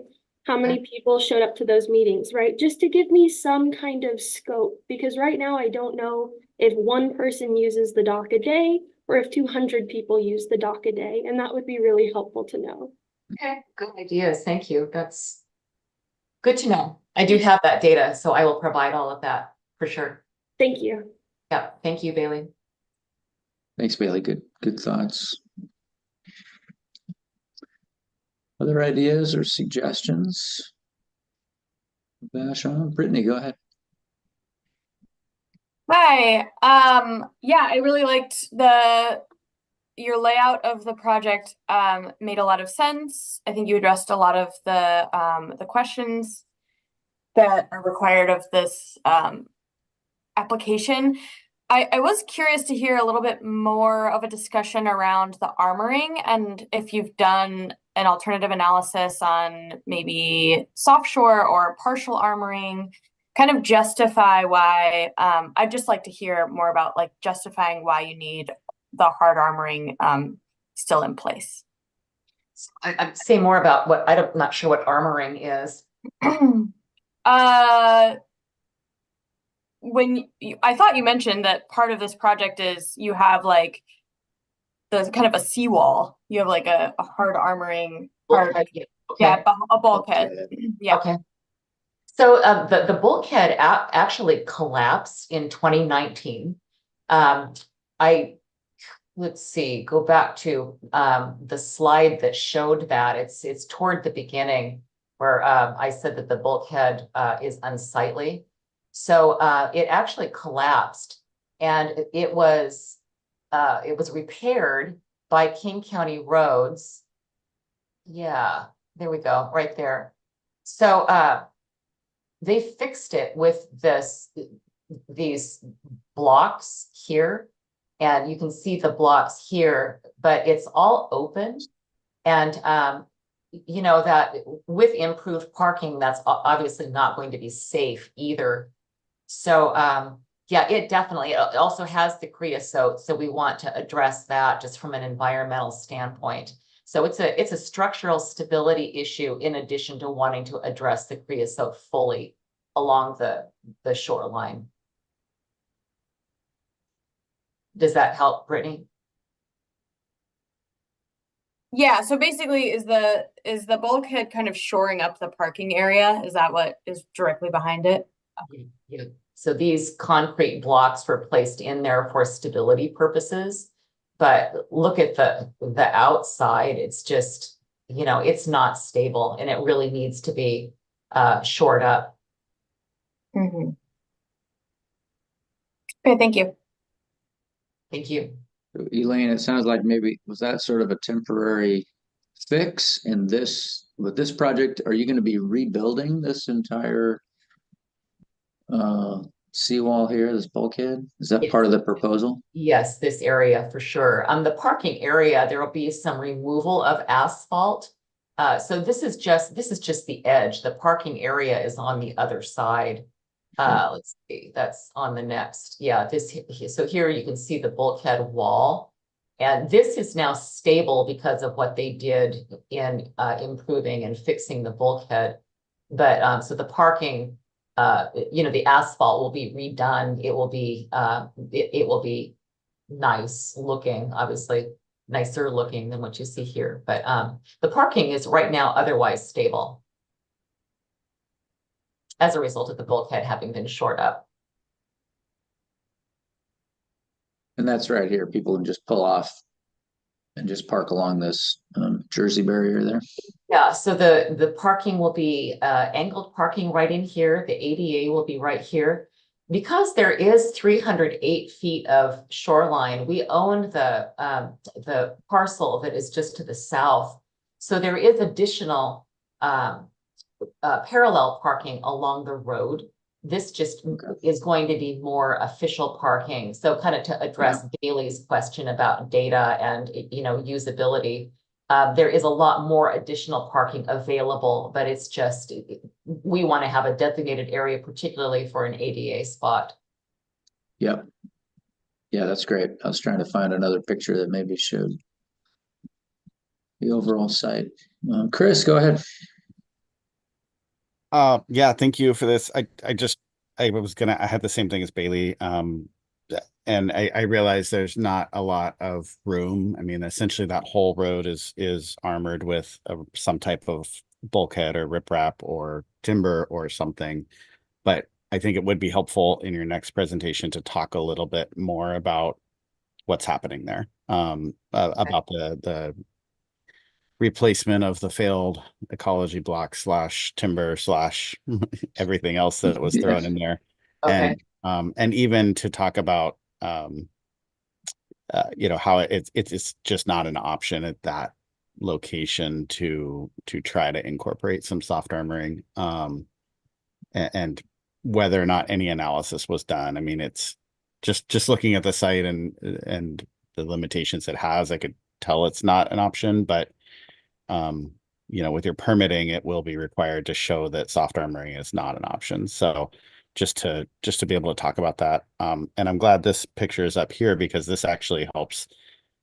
My next point was like, we can't read these. So maybe this is a 2-slide, you know, blow these up. And we talked about contrast. Sorry. In a previous presentation, we talked about contrast, like being able to tell what this plan set is showing us. And maybe it's highlighting some of the specifics on there. Okay. But you know, we can't really tell what this shows very well. Okay. But thank you. Good presentation and good project. Thank you, Chris. Appreciate your Good comments. ideas. Thanks, Chris. Dylan, go ahead. Yes, Elaine, real quick, I was looking through the plans and just wanted to clarify that the bulkhead, the wooden bulkhead that has the picnic bench on it, that's adjacent to the parking lot. Yeah. That's not including any of your creosote removal numbers, right? Like that will be a later project. So you're talking about the picnic area. Yeah. We're doing that. That will be we hope to do that as a second phase, addressing that at a later date. If we get enough fundraising, we actually have done the design to do the picnic area to gain economies of scale. We'd love to add that to the project if we find that we have funding available. It's not included right now, just to be on the conservative side financially, but we sure would like to address that as well. It makes sense as long as the you know, the barge is mobilized, et cetera, certainly makes a lot of sense to address it now. So we hope to, but it's not in the current plan. Okay, no, that makes sense. I think it's phasing is always wise when you're looking at all the granting and money trickery that kind of goes with that. So, yeah, hopeful that you have good luck in that regard. Good, thanks so much. We do too. Thanks, Dylan. Other thoughts on this one?